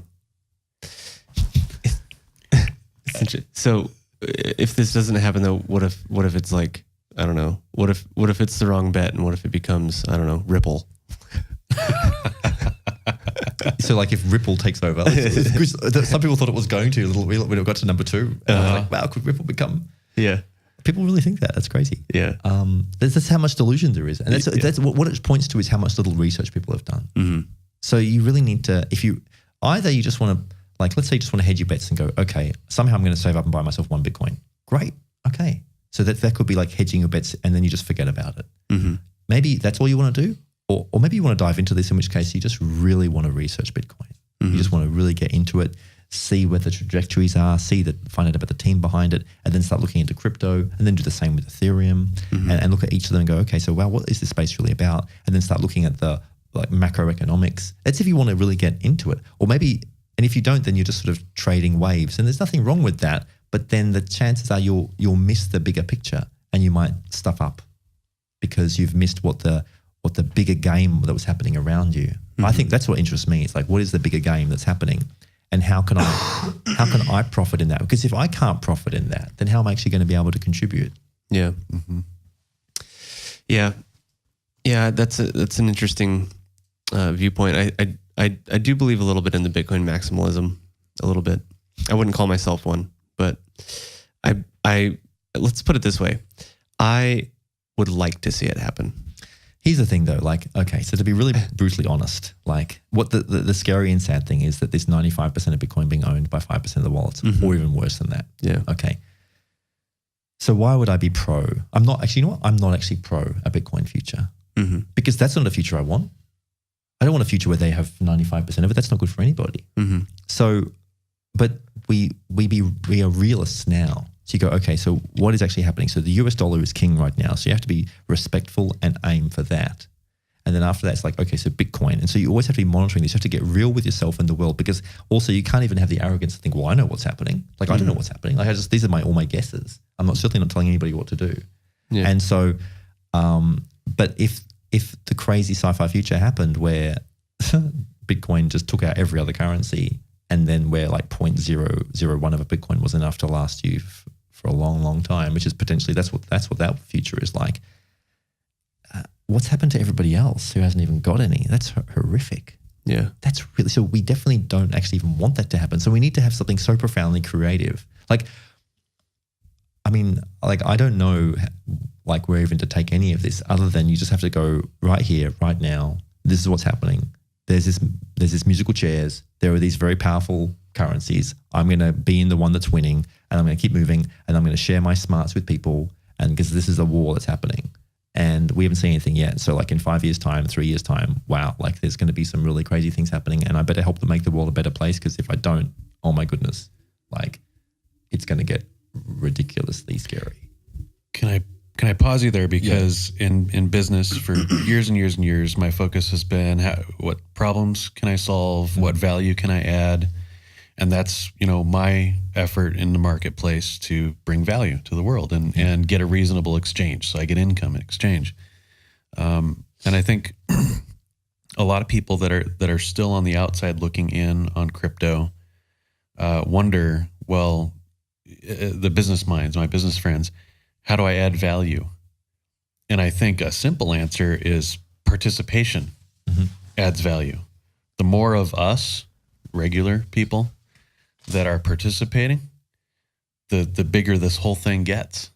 Absolutely. That is value. I pay people in Bitcoin. So it's the most remarkable thing that I found, where basically I can pay people and then more of it comes back. Because I make the right trading choices. So in terms of the risk allocation that I have, like I keep pretty much all of my capital in crypto, unless I've exited because I think that there's going to be a market correction. So in my strategy, I believe in actually in using it. So there's all this sort of hoarding of everything all the time. Well, that's not going to help the situation. Right. So just by sitting and trying to accumulate all this Bitcoin, that's not what's going to make any of this better. So, I ask people, how do you want to be paid? Do you want to be paid in PayPal or Bitcoin? And I'd like to send it to you in Bitcoin. And I even had like a large contract where I had to be paying a team for like a lot of development work, and it was over 1.5 Bitcoin worth. This is actually like a few weeks ago when it was worth way more. And so I just sent them that, and then it just reappeared again. Like, so how many times can you do that in life? So it's amazing to be able to basically pay out, and then if you're smart with what you're doing, then things reappear. Yeah. I probably shouldn't talk too much about that, but that's no, I love it. Actually, on that point, so you say, if you really want to be smart and look to the future, and you don't want to be a trader, buy a Bitcoin, save up and buy a Bitcoin. Well, let's say that maybe somebody watching this believes you and they agree with you. That's what they want. They want to get a Bitcoin. That's like their dream right now is 1 Bitcoin. And then maybe later they'll think about 21. But for now it's 1, right? And they want 1 Bitcoin, but they can't, they're not ready. They don't have the money. Saving up for a Bitcoin seems like a lot. I always preach that you can start with something smaller. You know, you can buy a fraction of a Bitcoin. That's fine. But let's say that you had somebody come up to you and say, okay, I can buy a fraction of a Bitcoin, but I really want to trade up to 1. What do I do? How do I do it? So if you had to buy, let's say, 0.2 or 2.5 Bitcoin right now, and you desperately wanted to trade that up to 1 whole Bitcoin, what would you do? What would be your step, your process? Well, so I'd basically be looking at, I'd be looking at the altcoins because you're going to get the best returns there. So here you are starting off. Let's say you're starting off with 0.1 of a Bitcoin. Well, if you make the right choices, within 1 or 2 months, you should be able to have a Bitcoin. You should have been able to increase that. And by following very careful rules and like, what would be some of those rules? Like how would you go about investing that 0.1 or 0.2 Bitcoin into several different alts to get the best return? Would you do it percentage based? Like would you split that Bitcoin or that 0.1 or 0.2 Bitcoin? Would you split that up into chunks and invest it in 5 or 10? Or would you make a couple big bets, or how would you do it? Yeah, well, also it depends on the market conditions. So right now, as in it's pretty obvious, it's a bear market at this moment, big time. And so, however, so what's happening is when Bitcoin falls a little bit, like let's say 10%, it's really, really good for the alts. So that's when you want to be in the alts. When Bitcoin, because even then Ethereum is going to be going up. But if Bitcoin starts dropping below that, it's going to take Ethereum with it. And if it takes Ethereum with it, it'll take the whole market with it. So that's what we're seeing right now. So that's why when you're seeing Bitcoin falling big time, you're out of everything. You're not going to be participating. So that's why. So let's just say you actually had bought your 0.1 Bitcoin, I don't know, a couple of weeks ago, and you had the smarts to go, wow, I think this whole market's going to correct. You exit out into USD, not into USDT. Tether's a whole other story, obviously.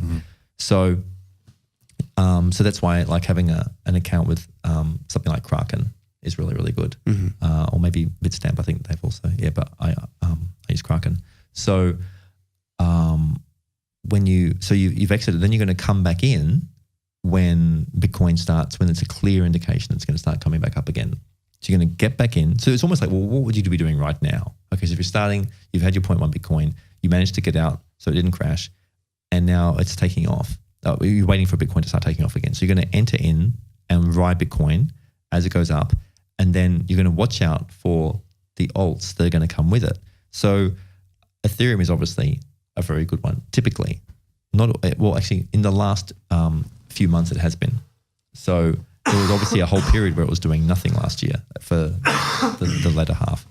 So we also saw last year in 2017, we saw like the first half of the year, or more than the first half, was Bitcoin. The alts were really doing extremely well. And then the later part of the year was Bitcoin. So whether that's a repeatable pattern, I'm not quite sure. But so you're going to get into the alts after Bitcoin's had its rally, and it's probably going to slow down. So once Bitcoin starts slowing down, then the money's going to be moving into the alts. And so you want to be looking at Monero and Ethereum, but everything right now is like halved. So this is like, once we start to see a correction, it's going to be a great time to come in. So, you want to be looking at the privacy coins and probably even like a Litecoin and Ethereum and even like Dash is now halved from where it was. And I mean, all the ones in the top 10 except for Ripple are worthwhile looking at. I mean, sure. And Stellar and EOS is apparently going to have some, kick-ass news coming out soon. Like there's going to be some great, so there's across those coins, and then looking at ones in Asia that are really, really interesting, like Icon and ICX. So you want to be getting as much intel as you can on the Chinese coins and which ones are going to be having their breakouts. And then you want to be looking at the top 10 or the top 20, and then basically with a combination there, if you've got in it, it's really entering at the right time. So because it's after Bitcoin has had its next rally, then you can move in and then you ride them, and then you have your signals. So between your simple moving averages when they cross and looking at the RSI and the MACD. So there's just a few indicators that if you follow, and you're not going to be, if you're looking at things on the 4-hour candles, then you're going to have a bigger perspective. And you're going to be able to see, well, I'm able to ride this wave up. I'm going to get out here. And so I've taken a profit, and as you know, you never go broke making a profit. And so then even if you have those little increments every day, then you're going to be able to build up your 1 Bitcoin within a month or two. How does that sound? Sounds great. Do you put those RSI candle things in cake or what? What? No, I seriously, I bring a very newbie. I never traded anything. My background is sales and marketing. I'm fascinated with this world, and I have traded a little bit, but I have a lot to learn. And I'm guessing I represent a lot of our viewers and our students who have had this other life that has nothing to do seemingly with this world, and they want in. And I'm one of those. I want in. I want into this club. I want to know these things. I want to learn these things, and I want to be able to leverage that knowledge. The lingo is not that hard to learn. What I've learned quickly just in the last few months, and what I'm encouraging a lot of my friends to do, is just start to dig in.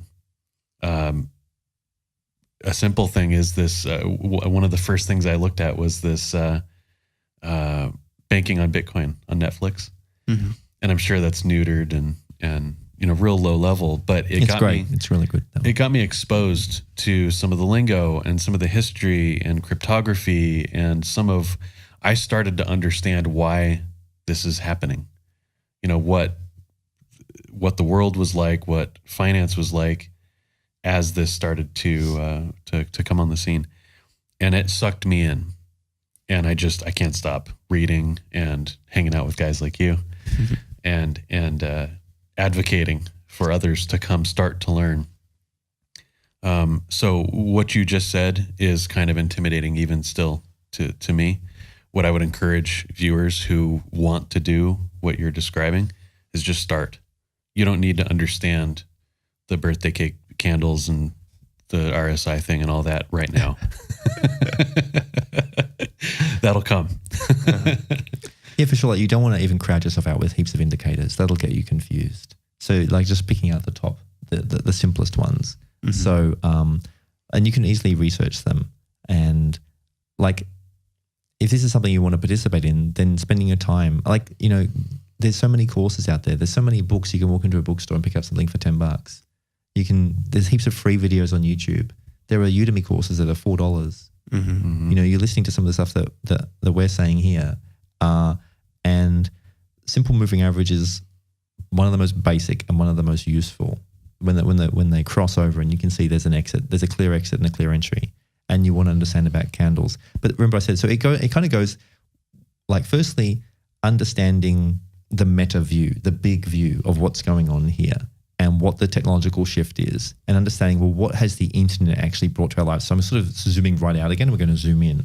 So when you're zooming right out, you're going, okay, so I got into the internet in February of 95. I first started building websites with Netscape 0.95b. So it was in beta. And I had people but I remember I didn't understand what the word internet meant. But when I first got into IT and I was working in IT, it was 93. I didn't understand what the word database meant. Like database and internet are terms that we all understand now. But I remember distinctly not understanding what those words meant. And then I remember hearing the word web, and I was like, what is the web? And it took me weeks of knocking my head and exploring it and playing with it till it finally dropped. Oh my God, the web is, I can paste a page online and anybody can type in a few codes and see it. Oh my God. When I got there, I saw the possibility of what this meant, and it was about April of 95. It just clicked and I got it, and I knew that was the whole future of the world in that second. And by then I was already using email, and obviously not many people had email because it was 95, at the beginning of 95. But I knew it was going to come in and take over, and it just destroyed the postal system. So wherever the internet went, because it was decentralized, because it wasn't controlled, nobody could stop it. They tried, people were doing various things, but nobody could get in its way. And so now we have the internet of money, and it's been out for 9 years, and they've been doing their best to destroy it and stop it. And the internet of money is Bitcoin and cryptocurrency, but they can't. They can't stop it because it's the internet. And wherever the internet goes, it decimates everything else in front of it because it's humanity adopting a whole new way of operating that's decentralized, and humanity wants to be like that. So the old guard stand up there trying to defend their fortune, but they know they're in the face of this technology that's just sweeping across the land, and it touched everything so far. So it touched postal communication, it touched messaging, it touched phone calls with voice over IP. It touched brochures, which became websites. It touched video, which became broadcast online. It touched all those areas.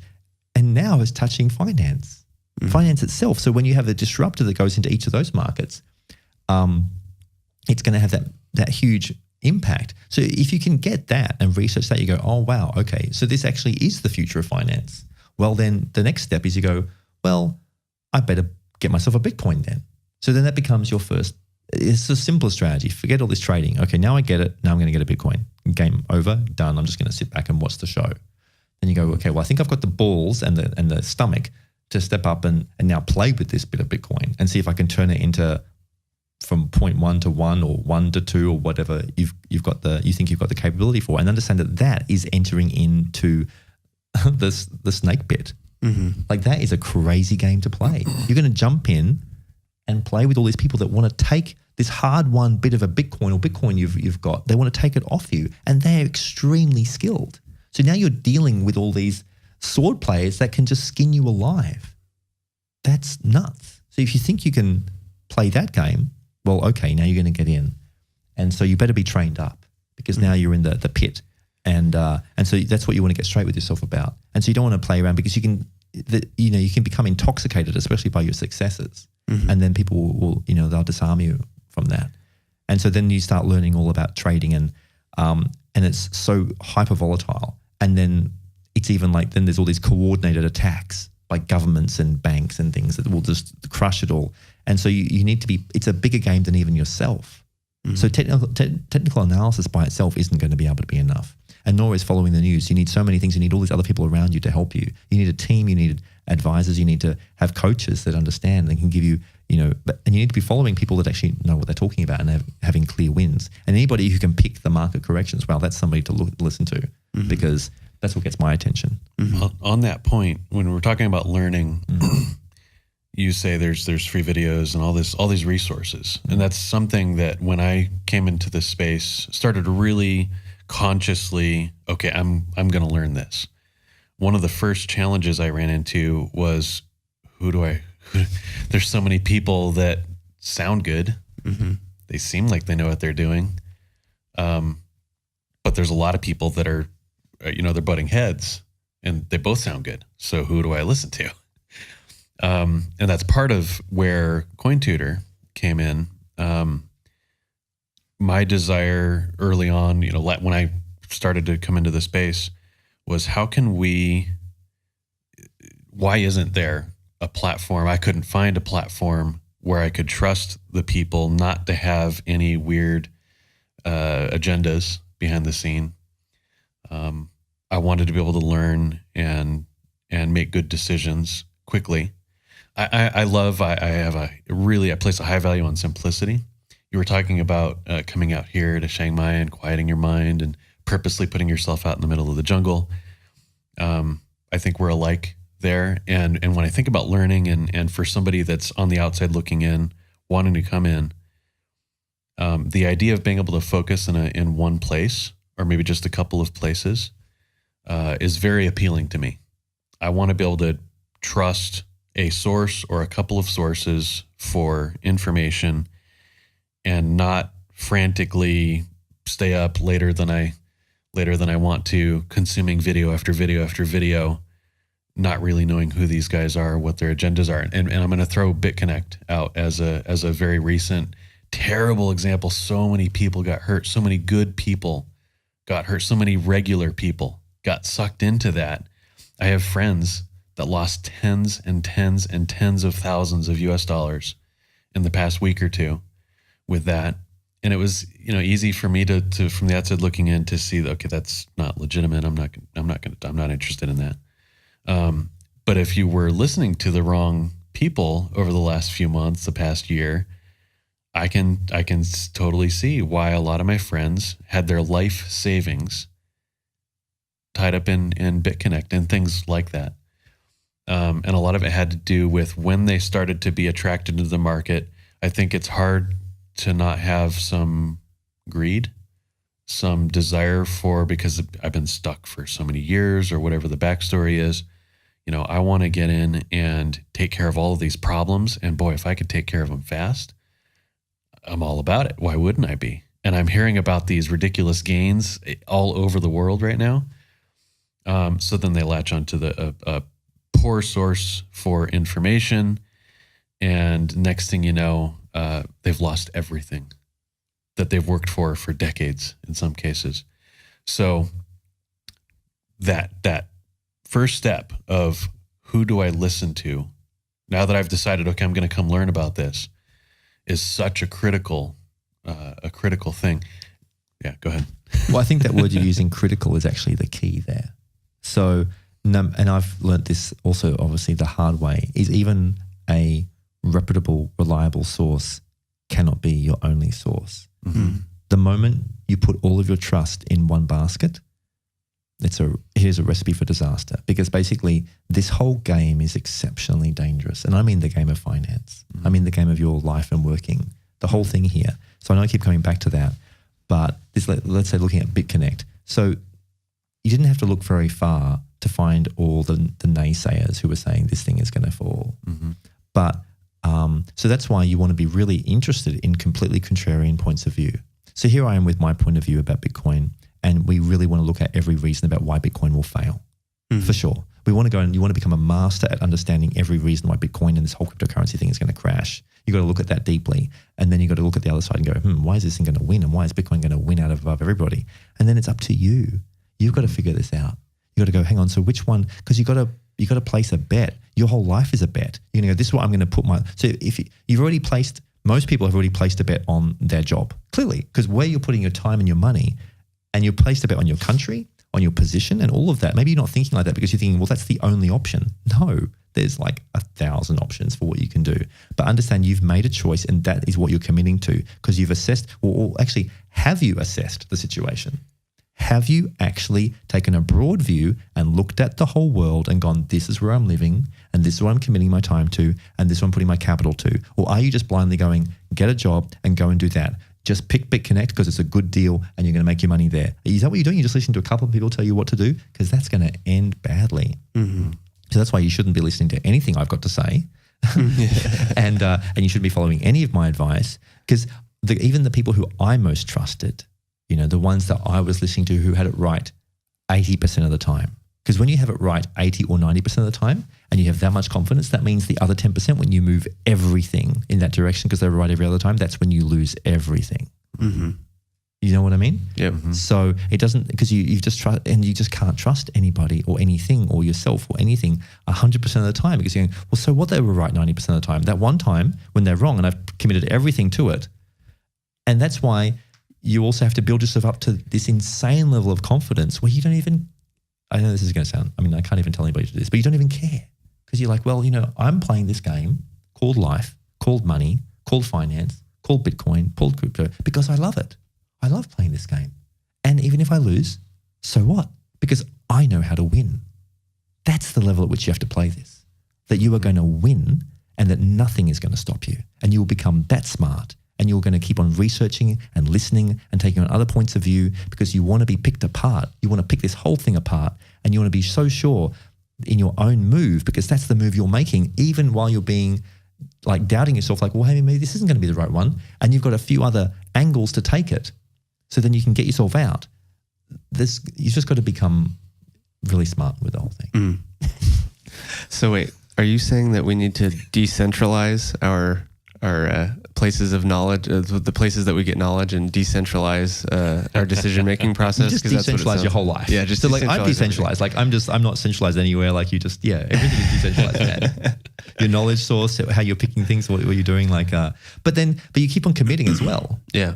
Because it's about confidence. And so if you're not confident, like if you're not the smartest person about Bitcoin and crypto that you know, What are you going to do about that? Mm-hmm. And then you should be always hanging out with people who are much smarter than you. Like, I just love being around everybody who's much smarter than me. That's got to be the way to go. Yeah. Just get me those people and make me feel like I'm an idiot, please. Yes. I completely agree. Yep. That's why I'm going to this conference this weekend in Singapore. I can't wait to be around a bunch of people that are smarter than me. Yeah. And then pay them whatever's necessary. Like, that was the biggest, like, my biggest mistake was that I was researching Bitcoin and not understanding it, that my first bookmark was in November 18th, 2012. So anytime something in life happens like that again, when I'm curious and want to understand it, but I don't, I will just pay whatever amount of money is required and go to any country to understand that thing. Yeah. Especially in technology. So when you hear something, go, wow. And also the scarier it is. So the scarier something is, and the more curious you are about it, the more you should be willing to pay and travel to find out exactly what it is and sit with them and ask all the stupid questions and say, which books do I read? What movies do I watch? What do I need to do here until the penny drops? Mm-hmm. And just be humble enough to go, I don't understand. And I will not tolerate that. You have to have no tolerance for not understanding. Yep. Everybody has their Bitcoin event. It sounds like yours affected you. Yes. I definitely have mine. I know Kristian has his. Yep. On books, real quick, I just want to get this out. What's your favorite for somebody wanting to come in and start to learn? Where would you recommend they start with books? What's your favorite one? Well, I think I keep going back to the meta view. Like, I think people should research and understand what the whole industry is about. And so looking at like something like the Internet of Money, Andreas Antonopoulos, like looking at that sort of thing, that's a great place. And then, but then if you're wanting to really get into trading, then there are some really traditional great trading books that you might want to, I can't think of any offhand, but if you go to Amazon and you look up the ones with the best reviews, and they've been out for years, because the thing is, the fundamentals haven't changed. No. Whether you're trading Forex, stocks, options, cryptocurrencies, it's just that this is extremely volatile, and that actually can be really great. Mm-hmm. Like, but then the psychology of it is what's so important. Mm-hmm. And the so emotional. the emotional. You really need to come to grips with it. That's basically why you need to know yourself and work on yourself. That's got to be a priority. And so understanding your weaknesses and your strengths, and probably even having buddies and writing out all of your trading rules. Like, I've got a whole trading rule step-by-step program that's why I put up my course up there. Mm-hmm. And you want to read those every day. You want to understand this is what you're doing. And like, there's so many people. See, the other thing is everybody's constantly, well, not everybody, but a lot of people are kind of bluffing all the time because they're actually not doing well, but they're too embarrassed. It's understandable, especially people who are in the space. Maybe they're not even trading, but they know they're not making the best use of things, and they're just sort of sitting on it, and but they're too afraid, and they probably don't even have a buddy structure. They don't have a team. So that's where humility comes in. Mm-hmm. You want to get with some smart people who can show you the results. Like, this is how I'm performing, and you want to get some help because it's way bigger than you. Yeah, absolutely. That's so important. I think that's a good place to put an exclamation point on the talk and probably bring it to an end here. That is absolutely some of the most sage advice that anybody has ever said, and it's absolutely true. Everything in the last 10 minutes or so is if you're listening to this or watching this, it is absolutely true, and that's the direction that you should go. Make sure, just because we run CoinTutor doesn't mean you should be only listening to us when it comes to trading and mining and stuff like that. Anything you do in your life, you should be taking, and I preach this to my friends and to my loved ones all the time, take a critical point of view. Look at what's out there. Don't just read an article on Facebook and think it's the gospel all of a sudden because somebody posted it that you respect. Some people will go spread misinformation based on an article that they read from somebody they don't respect. They'll just see it on their feed and they'll think that it's true. Like I was listening to, I always use this story, but a couple of years ago, I overheard a table next to me talking. It was 3 girls over dinner or something like that. And one of the girls says to the other girl, I'm so sad today because one of my favorite celebrities died. And she said it was Caesar, the guy that runs like the dog training show, Caesar Milan or whatever his name is. And I I love that guy too. And I was like, I used to watch his show, you know, his like, he takes like pets that can't be trained and he fixes them. He makes them better, you know, easier to live with. And, I quickly got on Google and I jumped on my phone real quick and I just wanted to verify that this had happened. And sure enough, it was just a big scam. It was like one of those celebrity death scams or whatever, where somebody thought they would get a bunch of, you know, few million views out of it and they post a fake article and make it look legit. And here you have people spreading this news like it actually happened about somebody's death, which is, you know, today we're so desensitized to this stuff. Oh, it was a death hoax. Oh, big deal. You know, we hear death hoaxes all the time. You're literally talking about somebody dying, like a real person in this world leaving the earth, you know, that affects all of their friends, everyone around them, creates all this problem for them, you know, in their life, having to explain that they're not actually dead. Right. So it's actually kind of a big deal. And yet we're so quick to just, so this happened today. Well, how do you know that happened? Well, I read it on Facebook. Somebody posted it, right? So that's just to put a feather in the cap, you know, in the conversation and say, don't listen to anyone's source. You know, use your own judgment, use your own good critical thinking skills that you've lived this life to earn, and find a lot of people that you respect, that you think have good educate. You know, man, I need to eat. So I think one other thing to throw in here with these, sorry, go ahead, Barnaby, is that they're probably, based on what you were just saying about Big Connect and everything, and there probably are a lot of people who are hurting right now, actually, with this crash. Yeah, they are. You know, like with people with Ripple crashing below $1, and I mean, yeah. So there are a lot of people who are just riding on the hype about Ripple. Yep.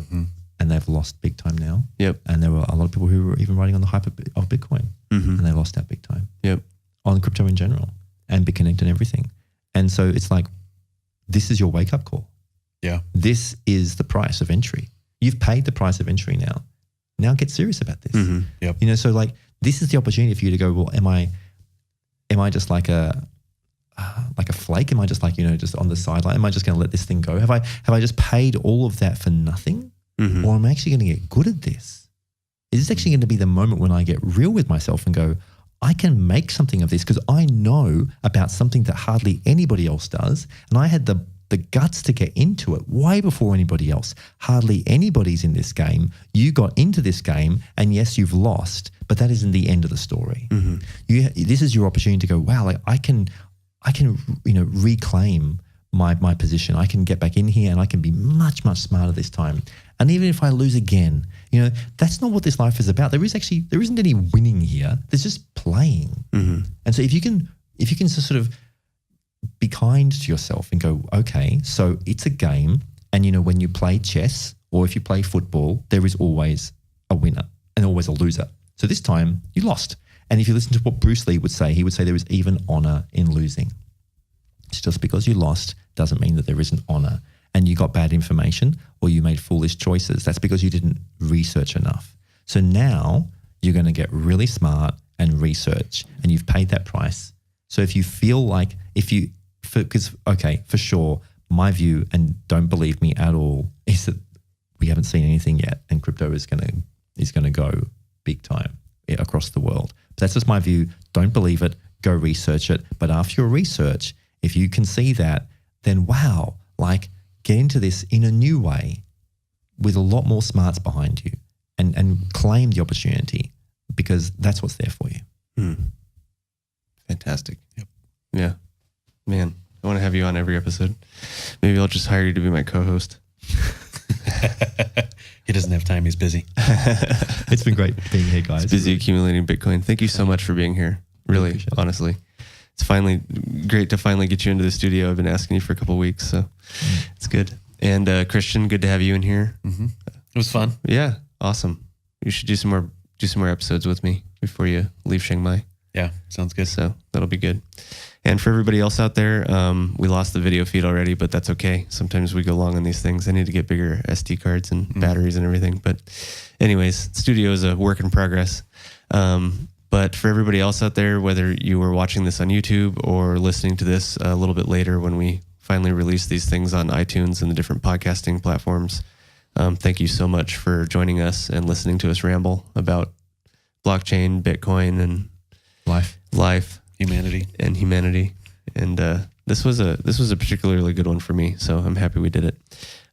If you are intrigued by crypto and haven't jumped in feet first, head first yet, and you're interested in trading or mining, CoinTutor is here to help. Please check us out. I think our founders package should still be live by the time you listen to this or see this. And basically it gives you access to our master trading courses and mining courses. We have a couple other partners back in the States who have been trading Bitcoin and other high cap cryptos for 4 or 5 years now. We have about 15 plus cumulative years of experience on the team in trading, and we've put together some really, really good material for that. So please check out what we have available on cointutor.com/founders. That's again, cointutor.com/founders. And if you're more in it for the free info, we also have a cool beginner's course called Crypto 101 that helps you go from not knowing anything about crypto to understanding a few of the topics that we've talked about today in the studio about why we're doing this, why everybody's obsessed with it, why it's so crazy right now. And it takes you through that process up to opening your very first wallet, buying your very first Ether or Bitcoin, and even a sample of how to make your very first trade if you'd like to. And that's totally free information, no obligation. Cointutor.com/crypto101 if you'd like to see that video series. So that's pretty much it. Barnaby, is there anything that you would like to tell the folks that are listening to this as far as what you're up to? Is there anything that you'd like to promote? You're free to plug anything you'd like. Yeah, guys, just I run that Bitcoin news site called bitcoinmarketinsider.com. But really, like, watch out for Thrive and the other ICO projects my consultancy, blockalchemy.io, will have. And but really just, get educated and get into this space because we haven't seen anything yet. And my view is that, there's going to be a euphoria that will take over the world that we've never seen before. Yeah. So come join the party. Yeah, absolutely. Please do. I'll be looking out for your ICO, and I'll be telling my friends to do the same. So thank you so much for being on the show again.